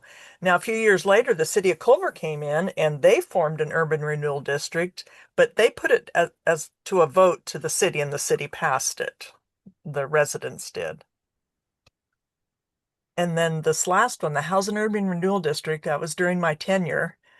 And I'd just be guessing, but I'm going to say like maybe 2019, So 2020, something like that. So the downtown urban renewal was formed in August of 2002. Yeah. And I think you're right, it was 2019, but I can ask that too.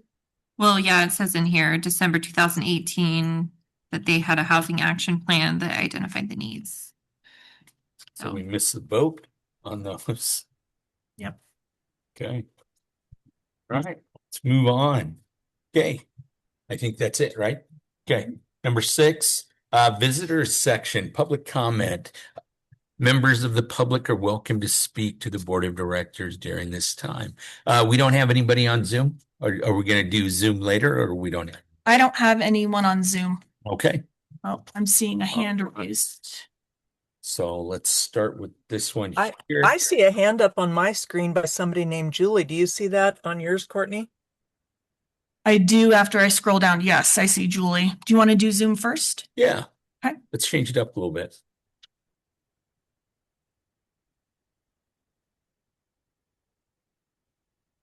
You want to keep time?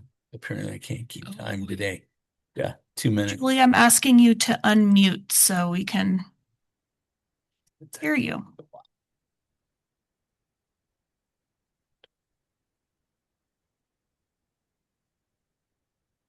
Yeah, maybe she doesn't know she has her hand up. And then I got a message from Susan that Susan Kovari, she would like to speak as well.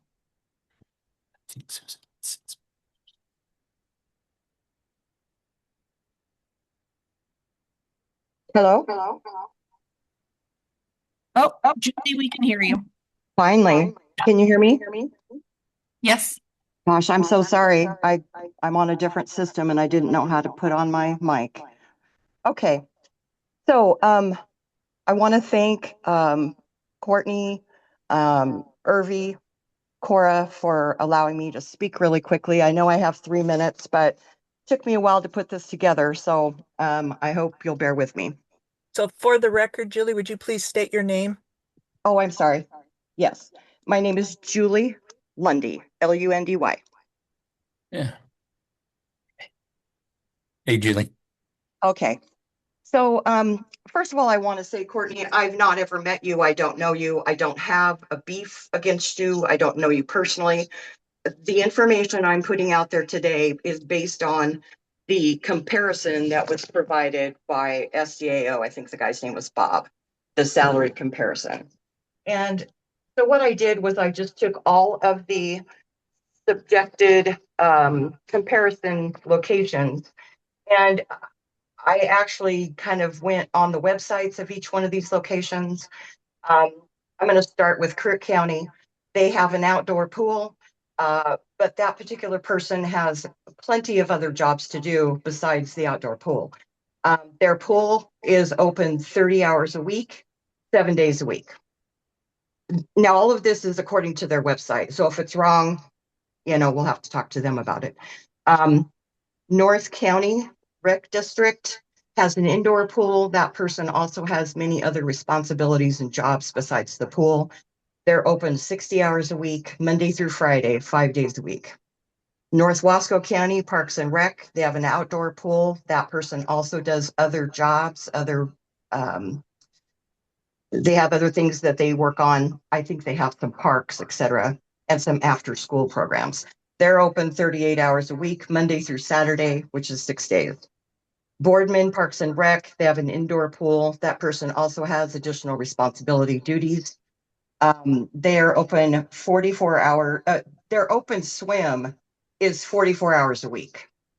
82 hours total for the week, Monday through Saturday, 6 days. Malala Aquatic District has an indoor pool. That person also does other jobs, responsibilities, 77 hours a week, Monday through Sunday. Julie, So 7 days. you're only allowed 2 minutes. Or is it? I thought I was allowed 3. I'm sorry. I'm not the only one that can't count, Julie. I'm sorry. Today. That's all right. You're having problems with numbers tonight, aren't you, buddy? That's why I had Cora keep the number. 2 minutes. I'm sorry, Julie. Can I recall my time? I apologize, Julie. Keep the time clock. Okay, thank you. One, Okay, so thank you. We appreciate you having grace. Thank you, Julie. Yes. just don't cut me out of 60 seconds, man. That's a lot. Okay, so Lebanon Aquatic District, indoor pool, more responsibilities besides that, 39 hours a week, 5 days a week. Greater St. Helens indoor pool, no other duties. This is the only one that matches Madras fairly closely in a lot of aspects. They're open 51 hours a week, Monday through Saturday. I didn't include the library and sisters because obviously no pools, and I can't figure out why that was even included in there. But anyway, so basically for a pool only executive director, 117,600 versus 89,500. And that person's value includes their health insurance and retirement. I just don't see how we can justify a full-time executive director when we don't have the money. The difference between North Wasco and Madras is a $28,000 difference. Her wages are 24% higher than a person that just operates the pool. So I'm confused. I mean, couldn't we hire more lifeguards with the 28,000? Thank you, Judy. Go ahead. Thank you. Thank That you. was- Okay. That was your extra minute. Thank you. And then we've got Susan Kovari. I'm asking to unmute. Okay. Sorry about that. That's not your fault. Yeah. I think so. Yeah. So, and I think Susan is 6.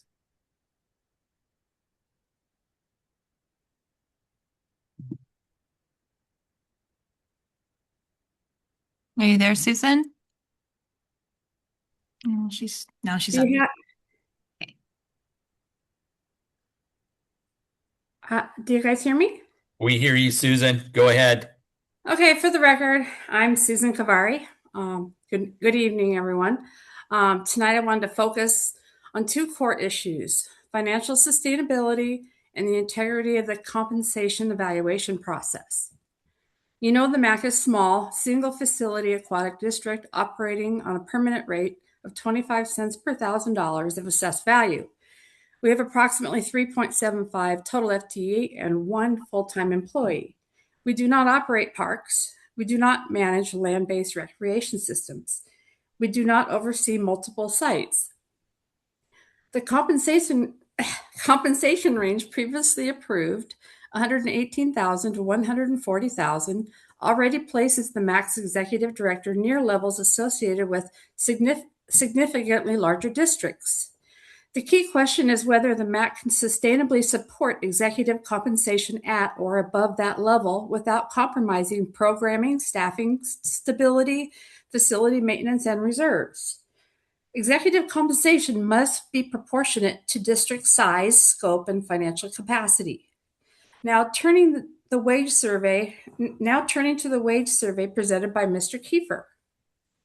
Crook County Parks and Recreation was used as a comparison. However, Crook County operates parks, land-based recreation facilities, and a much broader portfolio than the MAC. In addition, Crook County has approximately double the operating funds than the MAC. That difference matters.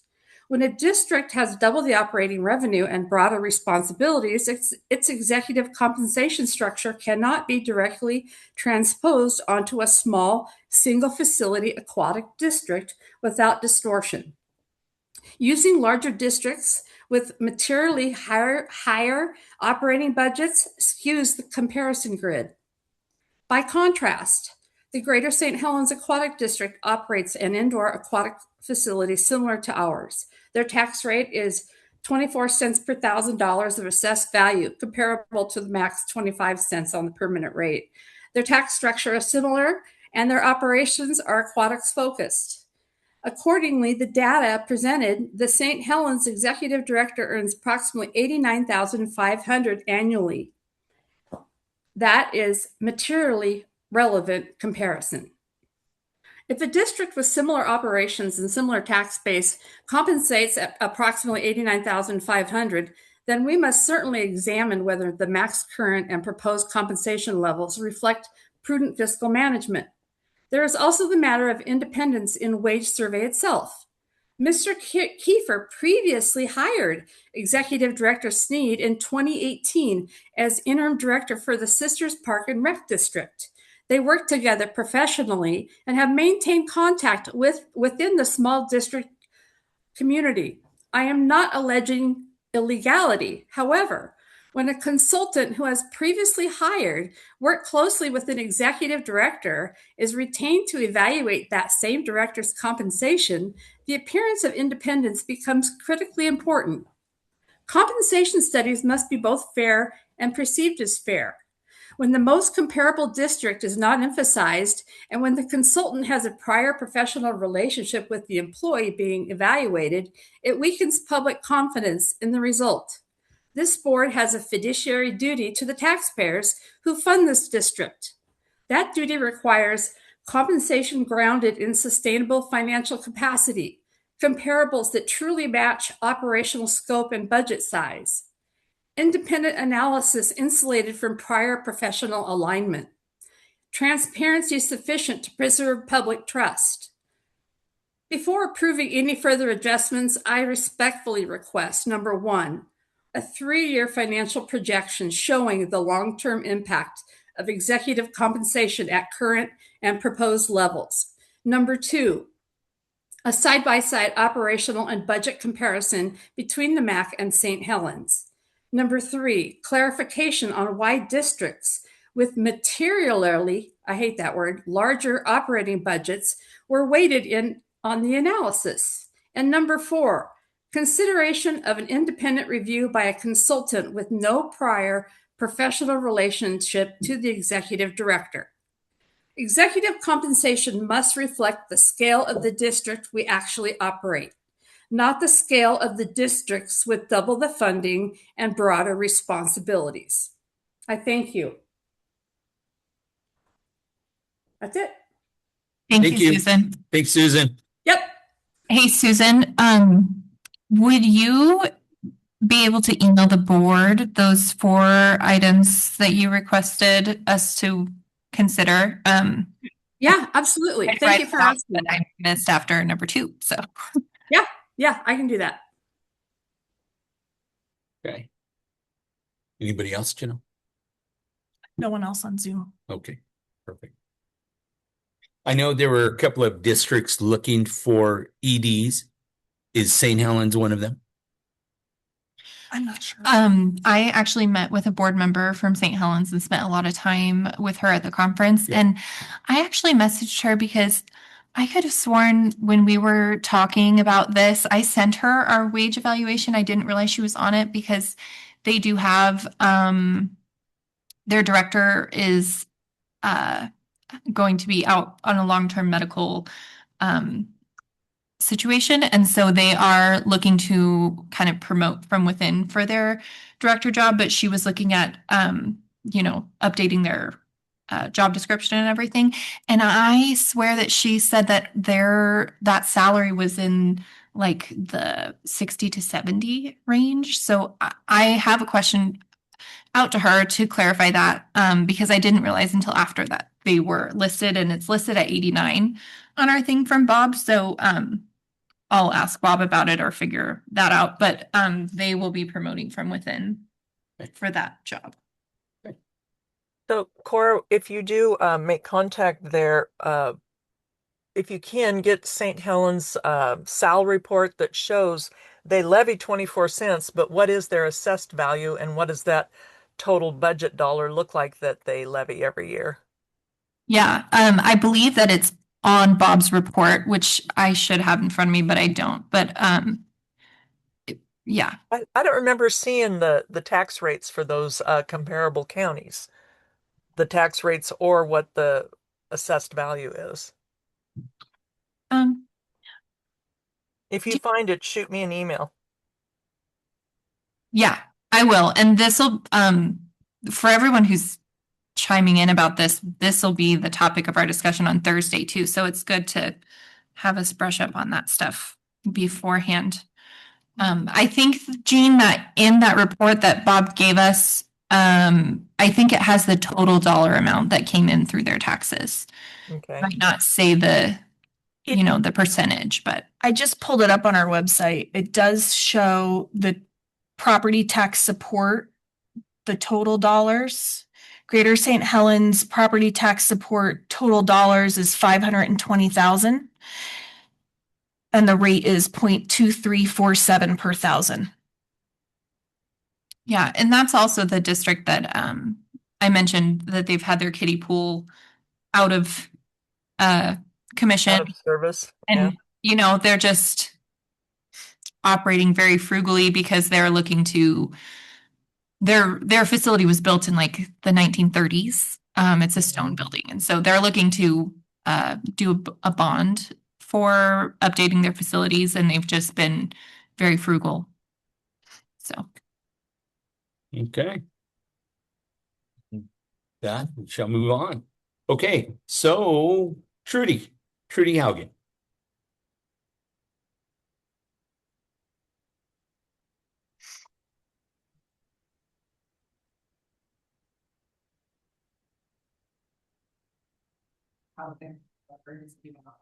I don't think it's on. It sounded like it was on. It's probably not. She's much louder. I wasn't a singer. Yeah. Trudy Haugen for the record, and I feel like I'm probably going to be a broken record here, but I too, it took me probably 30 days to really absorb all that Bob reviewed with the board and his recommendations. And for whatever reason, for me, the biggest one that's stuck that I cannot get out of my head is Crook County. And I guess just with your meetings that are coming forward, I just want you all to just really put into perspective. I mean, how many they had, but 13 parks, they have a part-time pool, but their recreation program is insane. Their executive director wage starts at 73,000. Their executive director currently makes 108,000. Their high end is 135. So we start out in our county, our executive director's salary starts out 38,000 more. That's just a start. And so not so much with this, but if we ever have to rehire, like we're not giving ourselves any room as like with Crook County where they start at 73. Then Crook County ends at 135 and our high is 148, which again is another 13,000. Also, I think what we need to, which I know there was a lot of good board discussion with Bob about that, but the revenue that's created, 1.25 million, is what they get from property taxes in Crook County, but they double that with outside, they have almost 2.2 million, 2.11 is what they create. And so as a board, we need to figure out how to create that outside revenue, which I know you guys are already working on that, but we have to do that. And it has to fit with your goals for your executive director. They can't be sitting in a chair being paid 3 times, being paid 3 times more than what a lifeguard could be paid. We got to get them out of that chair and they got to be building this district or we're not going to make it.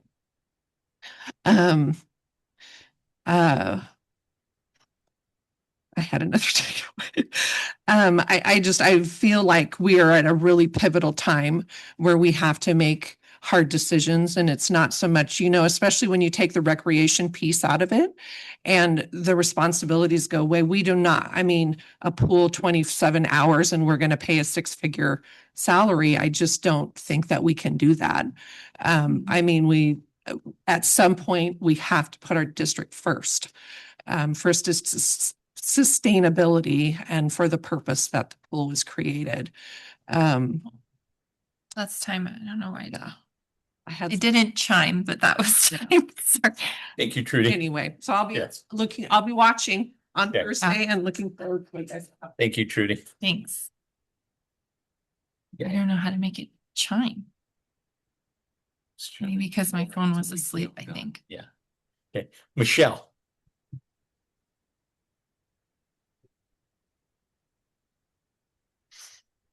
Michelle Boynton, and I actually would like to give my time and finish listening to what Julie Lund had to say. I can do that.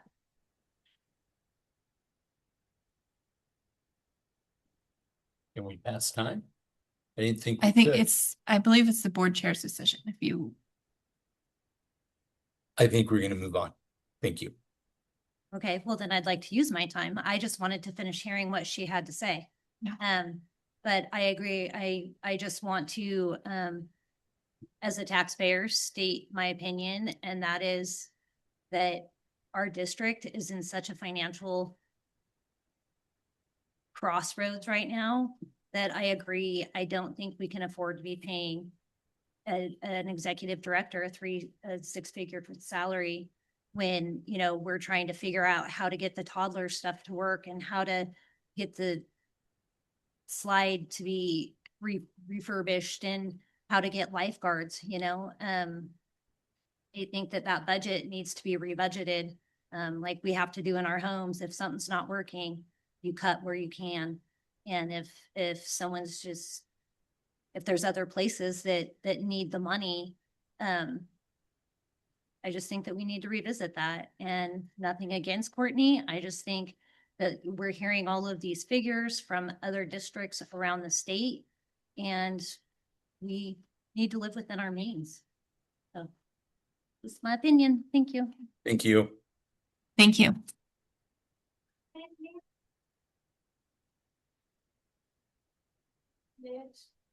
Anything else? You can treat them. Here. So if you can't answer it, you won't answer, whatever. Throw it out there. I did get your email today, Nikki, and I got another one, or maybe another two, from community members on this topic, and I appreciate it. I do wonder, do we have a policy or a procedure for, like, when we get our board communication, would it be more transparent for the public if we put that into our board packet? Or have we only done that for communication that comes into the executive director? Historically, it's communications that come into info@ or the executive director that have gone into the board packet, but the board can certainly forward emails to get included, or yeah, I think that's how we would do it. You'd have to forward the emails to be included. Yeah, I think that's like one of the things that would be, and also the yielding of time that we could cover in a board meeting policy. So everyone, the public and us and everyone who's responsible for a successful meeting would know what to expect. And I did get your email and I did read it.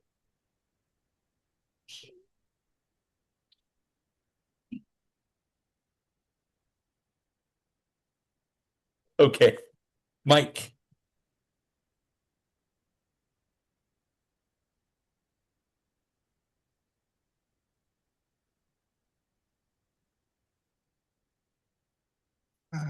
Mike Price.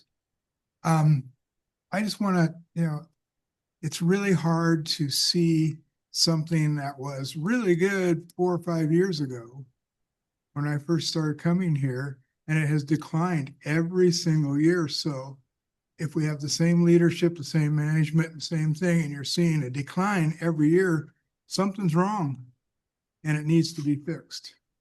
You really need to look at what you're spending. I totally agree. There's nothing against anybody. If I'm a business manager, I have to look at where I can cut costs. But most important, and it's been brought up, I brought it up and was kind of ignored, is why aren't we trying everything we can to bring in more revenue? It was like last year, the pool shut down. It seems like that's the time. I mean, you say, oh, well, that's the most expensive, but if the pool was running, and yet we got no revenue for it. Yeah, so that it just blows my mind to see it just keep going down and down and down. And so you've got some really hard decisions. And I know there's a lot of friendships and those type of things. And I also know that there's some big support with some of the, the movers and shakers in this town type of thing and stuff. And somehow we just need to bring more money in if we want to stay where we're at, or we just have to absolutely cut salaries and things like that. I don't want to see that, but again, you can't live outside your means. You can't pay somebody more than 10% of the whole funding, one person more than 10% of all the funding. That's all I got to say. I would love to see the pool open, but I don't trust it anymore. I bought a hot tub because I need the exercise and stuff, and I'm not $2,500 because I can't trust the pool. Thank you, Mike. Thank you. Mike, can't trust the pool with what, if I can ask you, with being open, being,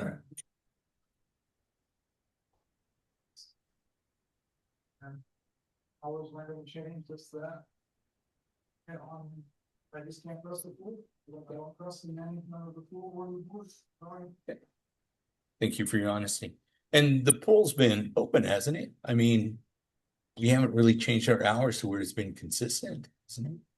How long have we been consistent? Well, I think the summer closure really jolted people's daily routines. And we've seen, I mean, we see in our numbers for sure that it's hard to catch that up. But I've read comments online from people from out of town that they, you know, like people from Prineville used to come here and now we don't have times that they're able to come swim with their family. So they opt to go to Redmond or Bend. Now they were speaking of Bend, but that particular comment, you know, the new center in Redmond's going to be opening. So our poll for, you know, people that were coming from all over Central Oregon, we'll be losing that.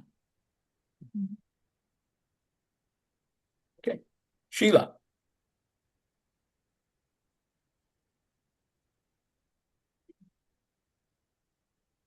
I'm Sheila Fabian, and I just had a couple of points that you guys had discussed that I wanted to talk about. The first one is that I've actually had people turned away, which Courtney admitted at the last meeting. And so right there, like he's talking about trust, I have friends straight out that will not come to the pool because they're not going to go up there to get turned away. And the excuse that I heard at the last meeting was call. Well, if she's doing the lifeguard chair, there's nobody at the front desk to answer a phone. So how could you call? So that doesn't really make sense. So I can see why a lot of people are getting pretty frustrated to even try because you're getting nowhere. And we've tried to voice our opinions and nobody wants to hear it. So the other thing that was really disturbing was pretty much everything that Susan and Ms. Kavari said on their presentations, that first of all, you're picking and choosing which groups get to use the pool, first of all, straight out. That's plain and simple. And it pretty much has been put to the kids' classes. If you look at every schedule that you guys have done, and you've said it yourself, you're pretty much targeting those ages and those ranges. So the public is not really 3 hours, and it's possibly getting cut even more now from what you've presented. So it's very disappointing. And see, the one point that I wanted to bring up is I really think before it even goes any further, you need an audit, which you've put off for I don't know how many years. So I've talked to a couple of people and I was wondering, and I don't know if I can ask this, but if you've done any kind of maintenance comparisons or anything like that, because I've had some people say, why are these running on electric? Why aren't they on gas? Or how could we be saving more money if they've had other people come in to you're doing comparisons on the wage thing, but you need comparisons on some other stuff too, it sounds like. And so talking about the wage thing, I totally agree with everybody what they said. I don't know Courtney personally either, but I don't think that that's right that she's even making that wage when you're not even open, just like what they've all presented this evening. You're not open like a regular pool, so it shouldn't be being like that. Thank you. Thank you. Thanks. Sheila, when you said about the audit, are you talking like an efficiency audit for the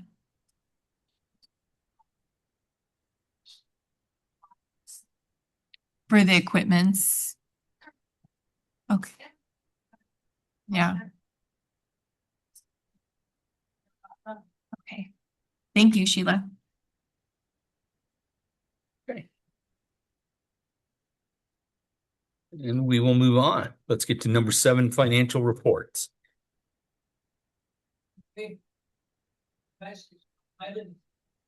Oh, you got to come up to the mic. Absolutely, sir. Come on up. I didn't sign up to speak. I'm Bud Beamer.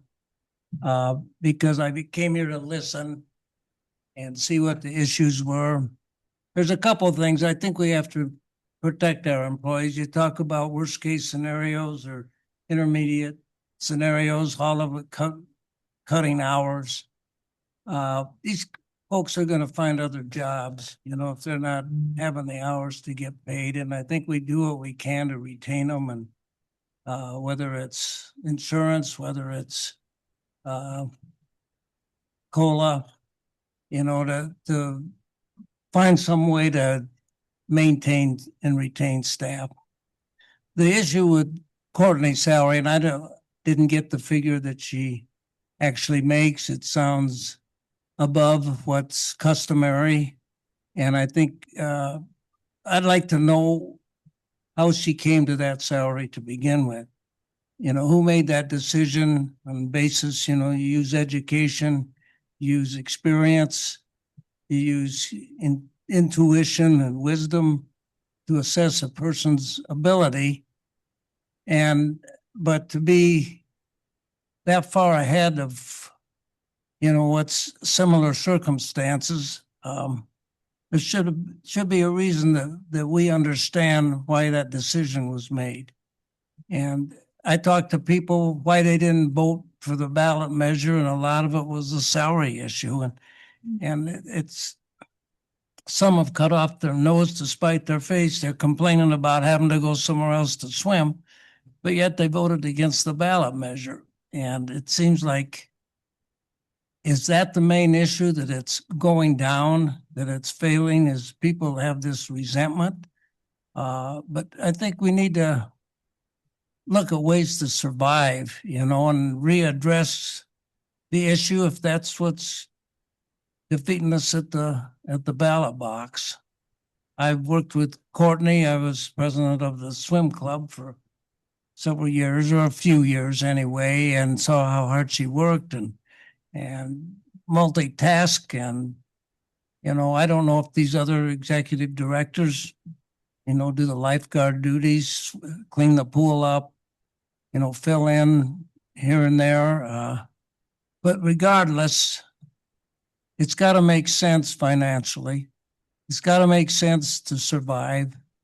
To hear the gentleman talk about how it's gone downhill, I think that there's still quality there. It's just we need programs. We need our ballot measure to pass, whatever it takes, so we can have the program, so we can keep open. To say I'm not going to vote for the ballot measure because there's not enough programs is craziness, because we can't afford it. We got to get our ballot measure passed. So we need to work together. I'd like to make sure that there's civility. Thank you, Bud. That it's not personal, and that we work together. Thank you. Thank you, sir. Thank you.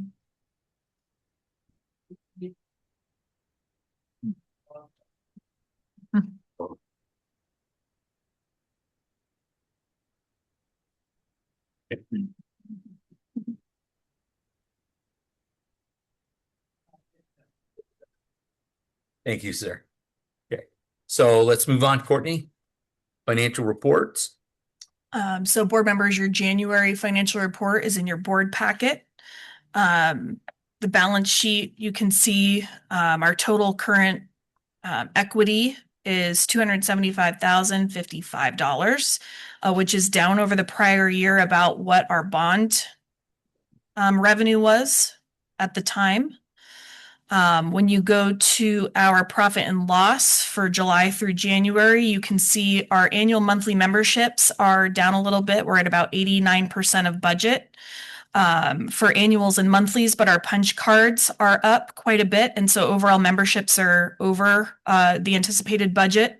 The last couple of months, we've had a lot of new members come in, a lot of folks joining. So that's been really positive.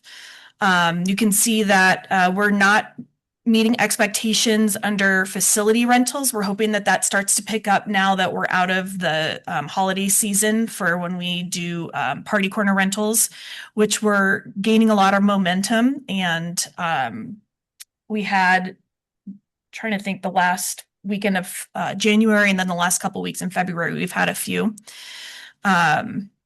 Aquatics programs, daily admissions is not meeting expectations. All of our other programs are meeting or exceeding expectations. Group swim lessons have been filling up. We're looking at actually adding another section of those starting in April, because we're seeing that the demand we have 3 or 4 levels of lessons. We have let me think. little something, little salmon, and then sharks. And we're seeing a lot in that salmon level for a little while, and then they're ready for that next step. So our group lessons are going well.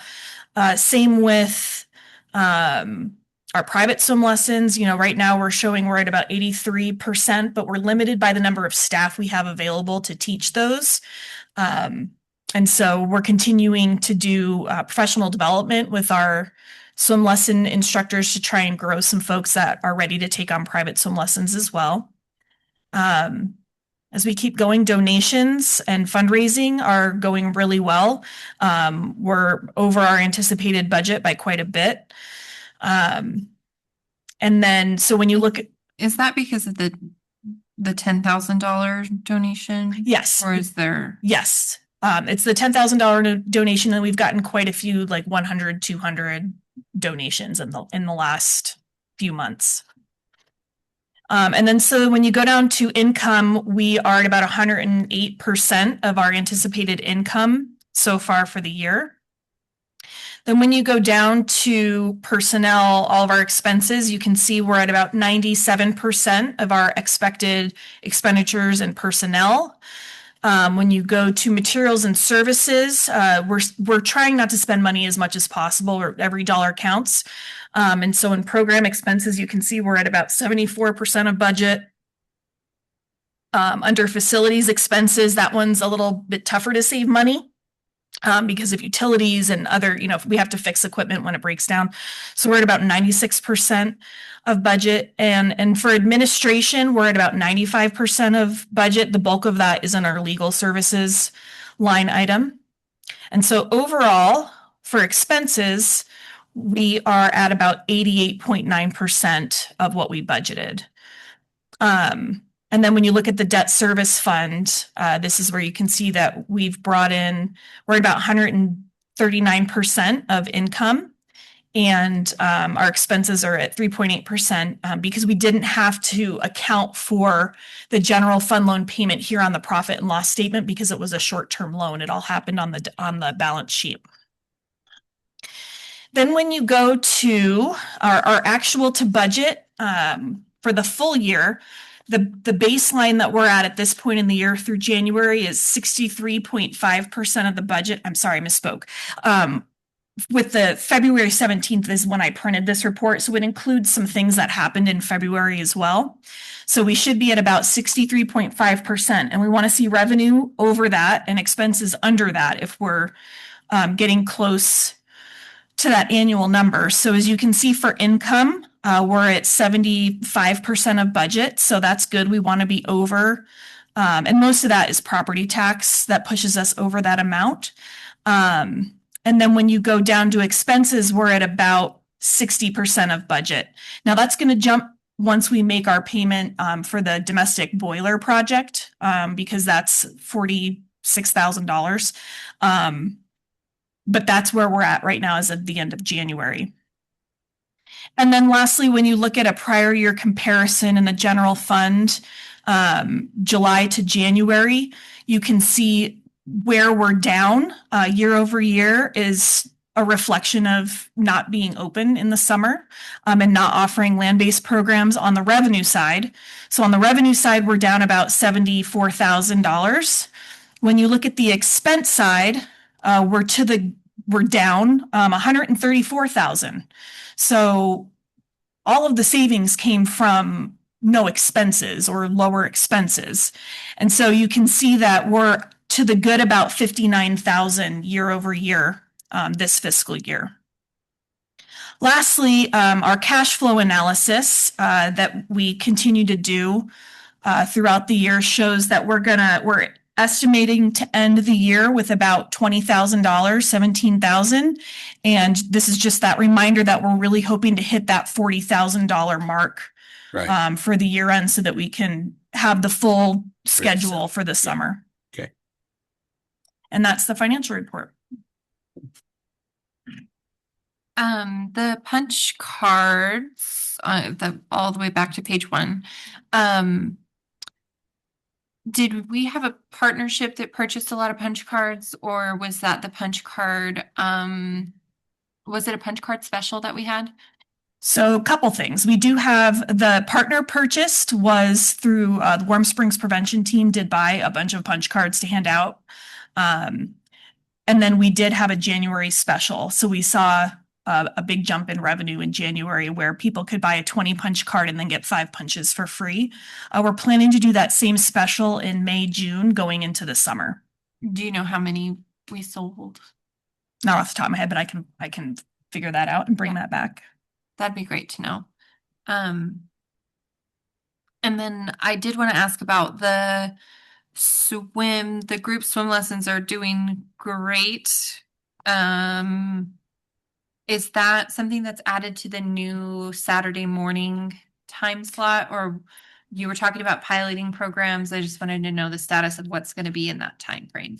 We are hoping to pilot some swim lessons on Saturdays. Our staff haven't had a chance to plan it because of all the sickness that's been in the pool staffing over the last couple of weeks.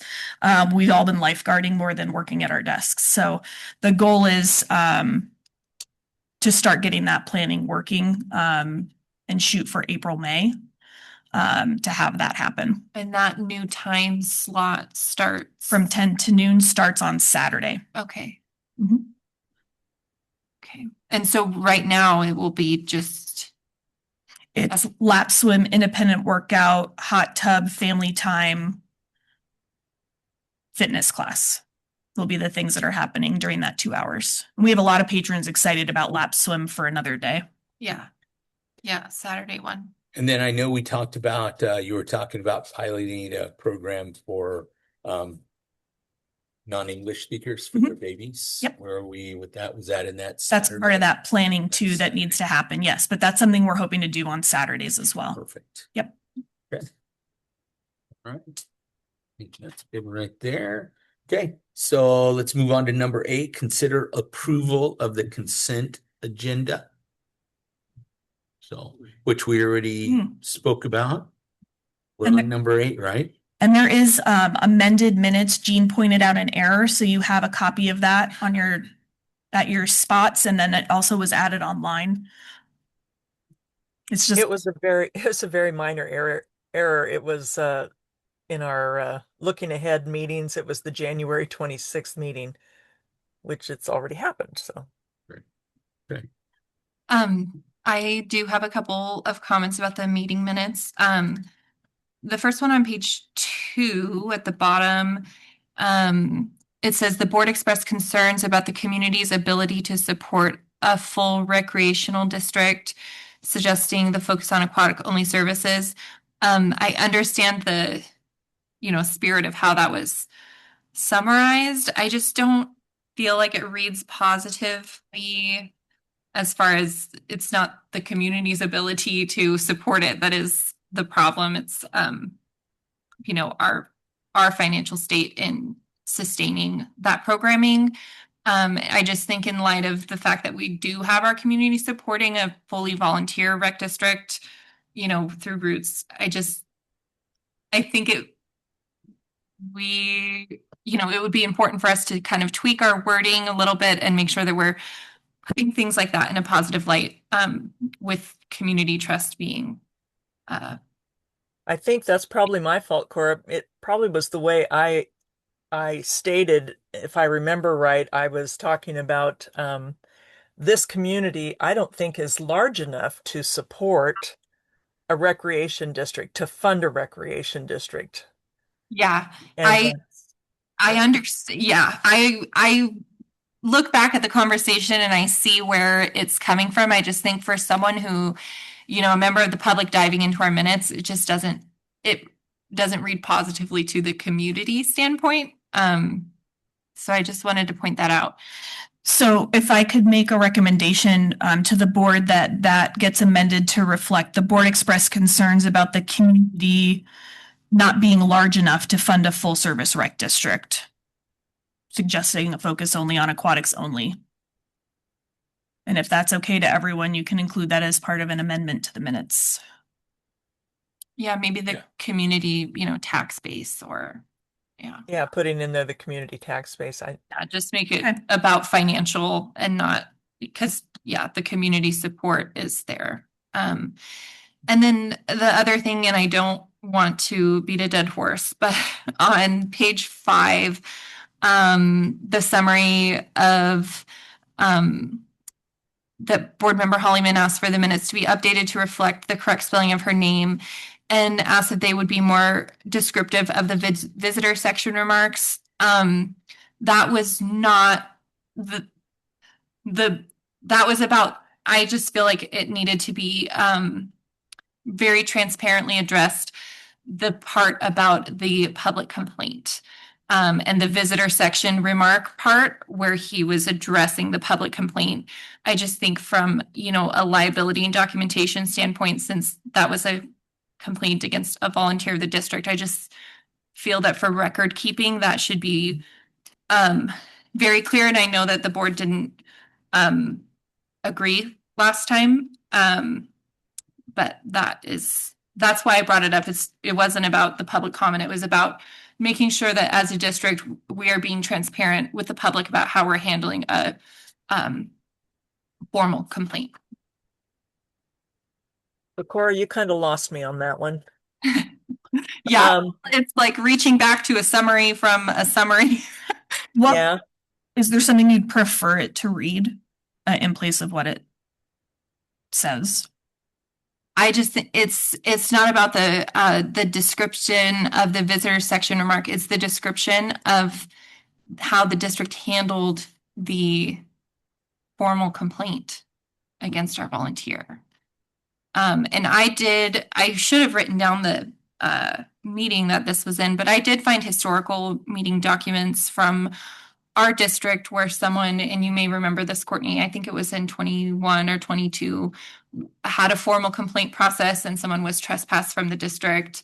And the meeting minutes very, clearly outlined. And that was something that I looked at prior to being a board member about, how these things are handled. So it's just a consistency and a transparency to show the community that we are dealing with things appropriately and documenting them.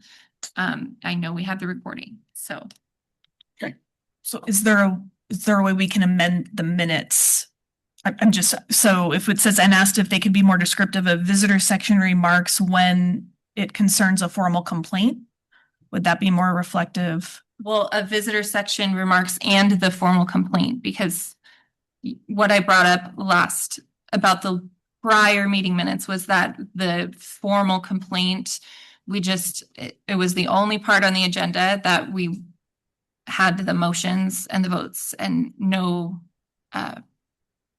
there was no writing about it. And yeah. So for purposes of the minutes, and asked if they could be more descriptive of visitor section remarks and the formal complaint. Would that? Yeah. Okay. That's fine.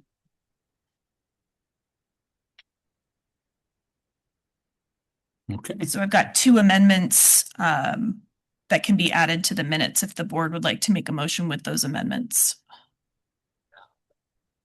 I'll make a motion to approve the minutes as amended in this discussion. Second. All in favor? Aye. 3 ayes. Okay. Let's move on to number 8. Aren't we there? Consider approval of the consent agenda. Right, we're there. So we need to make a motion to approve the consent agenda. So I guess I'll make the motion that we approve the consent agenda. I'll second. Okay, all in favor? Aye. Aye. So, okay, that's that one. Consider approval, number 9, consider approval of the fiscal year 2026-27 MACRD vision, mission, goals, and objectives. Need somebody to make a motion. Do we make a motion to approve that? Or weren't we changing something on that? No? No? Okay. We were adding we were going to just the measurable outcome. Okay. So, I don't have it right. Was it on number 2?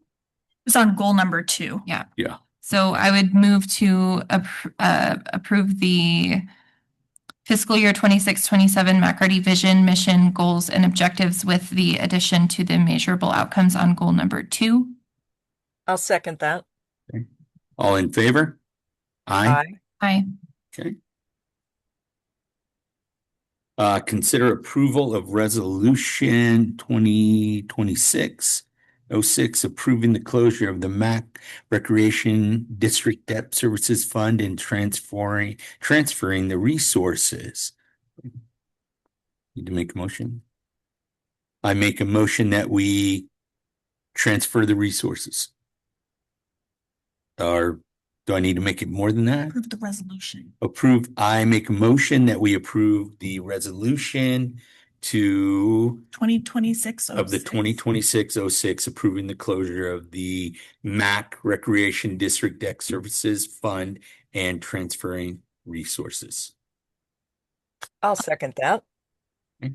All in favor? Aye. Aye. Number 11, consider approval of resolution 2026-07, opting to limit liability for current claims arising from the use of public trails or structures in public easements and unimproved rights of way pursuant to ORS 105.668. Now, I'll make the motion to approve resolution 2026-07. Okay. I'll second. Okay. All in favor? Aye. Aye. And that resolution, do we have to file it with the state, or we just have it on file in case a claim comes? I think we have it on file in case a claim comes, but I'm going to confirm with SDAO. Okay. So that was 3 ayes, correct? Correct. Okay. Number 12, Executive Director Report. So board members, in your packet is the February Executive Director Report. First, the pool's been really busy. There's been a lot of new experienced patrons, as I've now learned, that we call folks who are seniors and elders with lots of experience. I like that. Right? Experienced patrons, veterans, caregivers. I had a gentleman come in and I spent a couple hours helping him around the pool in the wheelchair and getting him to the family rooms, and had some really great conversations with folks. Their stories and their journey, like it just makes staff. It's why we're there. It's why we love our jobs. And all of our healthy team members have been managing chaos beautifully, because it's been really challenging with the flu and whatever else is going around, with lots of staff call outs. So just shout out and kudos to our team for keeping the pool open, because there were a couple days last week where we thought we were going to have to close due to not having enough lifeguards. So your 3 full-timers were in lifeguard chairs for 15 hours last week because of that. Because of the sickness. Yeah. Yeah. Required public meeting law training. We already talked about this. Let me know if you need any help accessing that through Vector Solutions. Some facilities updates. The domestic boiler replacement project passed its final inspection.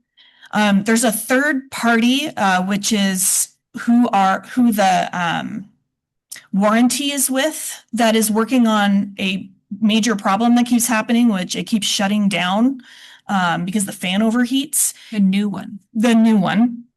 And I had a conversation today with with the company that did the project, that I didn't feel like we should be making that final payment on the project until we had a working boiler.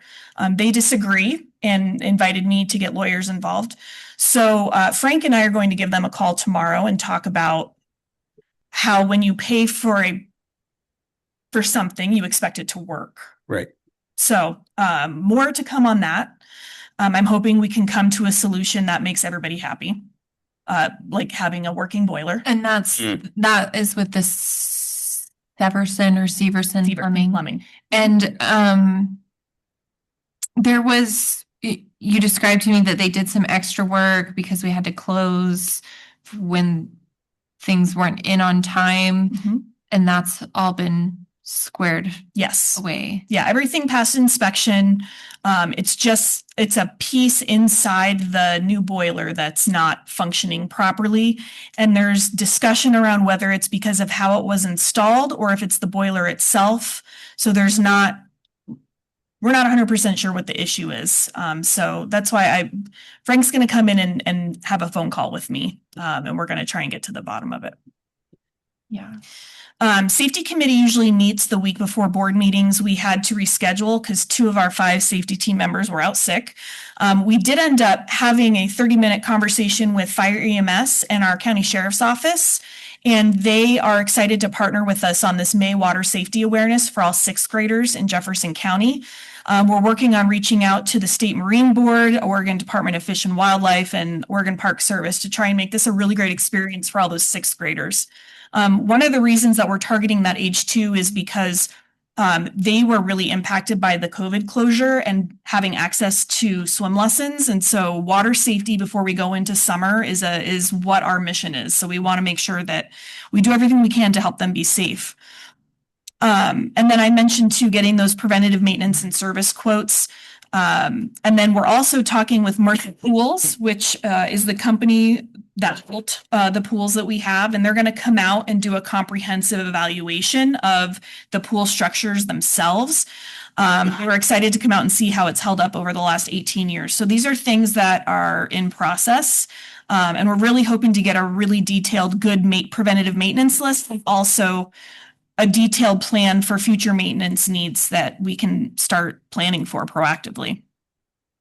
Does that include I don't know if it would be an RFP or a search for if we're still getting the best deal with the pool and spa house provider that the auditor mentioned? Yes, so we are going out for 3 quotes for pump room support. Okay. Yeah. Follow-up from the January board meeting. As we've talked about, concerns were brought to the board's attention concerning volunteer behavior. I followed up with a volunteer and we discussed it, and they're not active on Facebook anymore.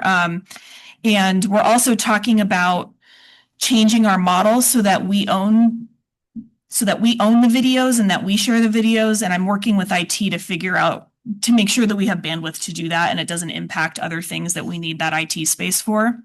And then we already talked about the volunteer handbook that we're going to try and adopt as part of our volunteer process, and then an onboarding process with it so that we go over it with them. Yeah, I'll send you that. I think it was attached in that events app.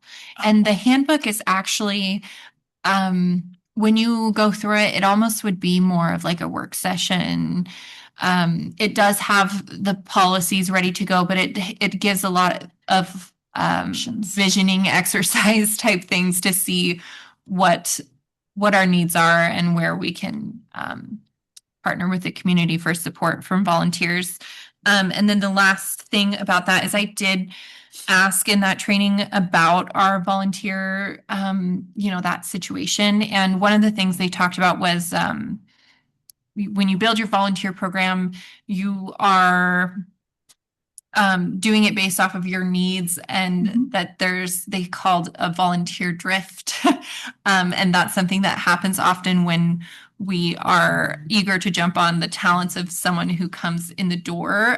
So it's just like a planning thing is what they, their impression was. And then also that, and I don't know that background checks were a part of that, but they did say that background checks would be like a bare minimum for a photography type volunteer. So. Marketing update, staff is working with a mailing service to print and mail 8,400 postcards. They're going to be going out hopefully next week.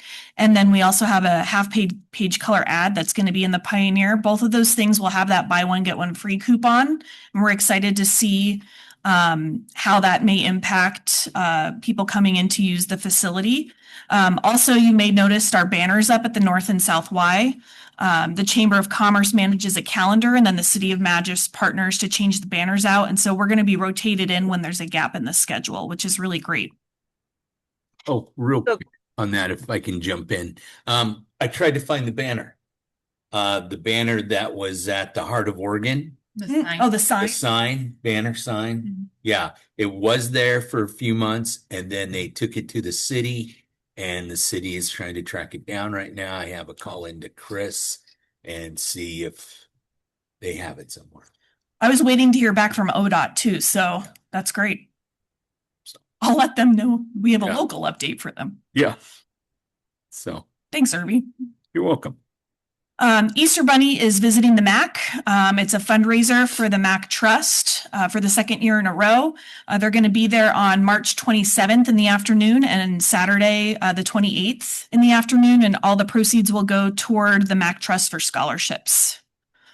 You'll be seeing that on socials and promoted soon here. We also have our first free open swim we're going to be offering on Friday, May 1st from 7:30 to 9 o'clock p.m. sponsored by Lasank LLC. So essentially, someone sponsors, they write a check for the cost of the open swim, and the first 120 swimmers come in for free.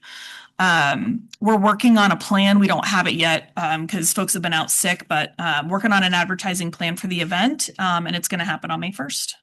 And we're excited to see if there's interest in an open swim that late on a Friday night. Who or what is that company? It's a construction company that rehabs houses. So you'll have some advertising Yes. Around that, yeah. Okay. Yes. What we have their logo, so we're going to be using it in all of the advertisements, and then we'll put something on the scoreboard as well. Yeah, And that's very that cool. owned by Frank. Oh yes, that's Frank Maynard's company. Okay. Oh, I He's should have excited known. to kick it off and have the first one. Well, good for him. The structure of that, is it,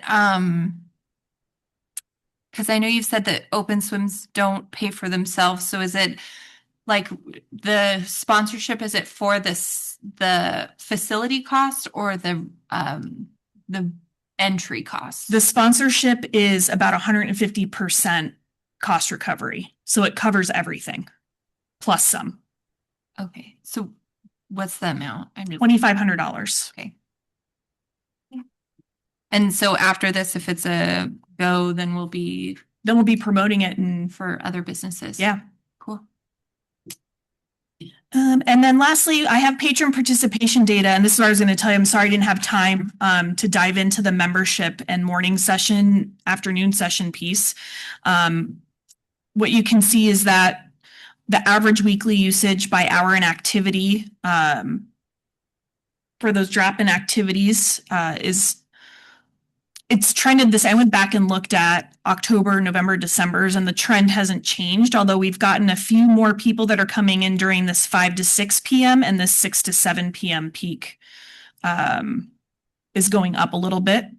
And then you can see our open swim participation by date and type. You can see we're starting to get more as people see that we're open and hear that we're open, more and more folks are coming.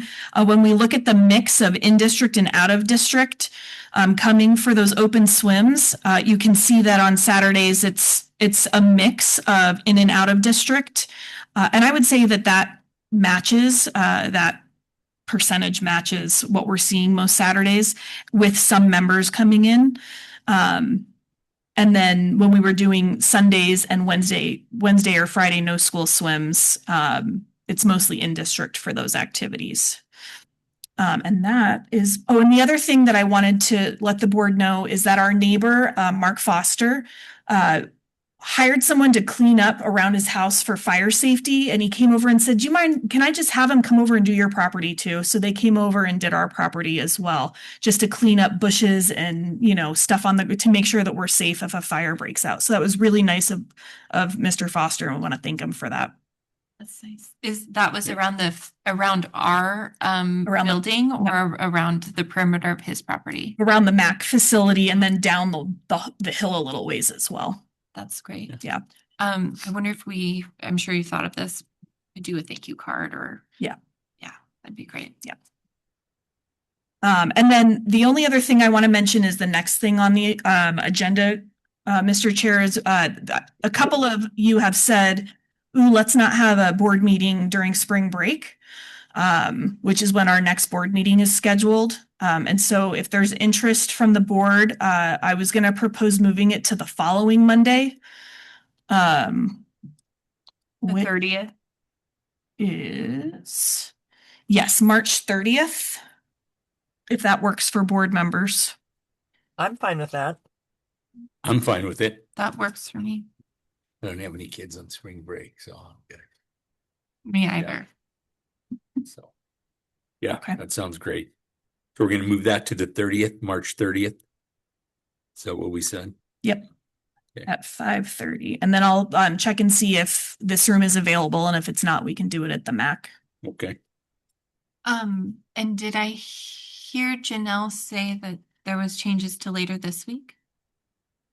No, she's trying to get coverage at work because Yeah, she's she supposed to said- work till 7 and she's trying to Yeah. get She said she was gonna there try early to at have 6. somebody cover for her to come to the meeting. So the meeting on Thursday is at 6 p.m. Oh, it's at 6 p.m. Yes. Okay. And that's to meet with Bob Kiefer from SDAO and then the executive session. And we've got the wage scale and the org chart on that agenda as well. Is that all with Bob or? It can't, I mean, I'm sure he would stay if the board wants him to. But it's a second item on the agenda related to budget development. Okay, so it's a work session and then we'll do decisions on the wage scale and the. It's a special meeting, so the board can choose to make decisions if you want or not. The intent is just for you to discuss those items and bring them back in March for action. Okay, that's what I understood. Okay. Okay. And we have the county commissioner update that was rescheduled to. And I'm pulling it up right now. It is on March 4th and we are on the agenda at 10 o'clock. Okay.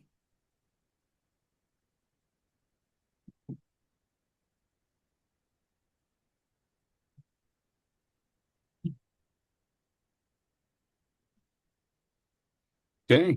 So I think we're at the end of it. We're going to adjourn at 8:11. Everybody good with that time? Are you? I am. Oh, it is right there, 8:11.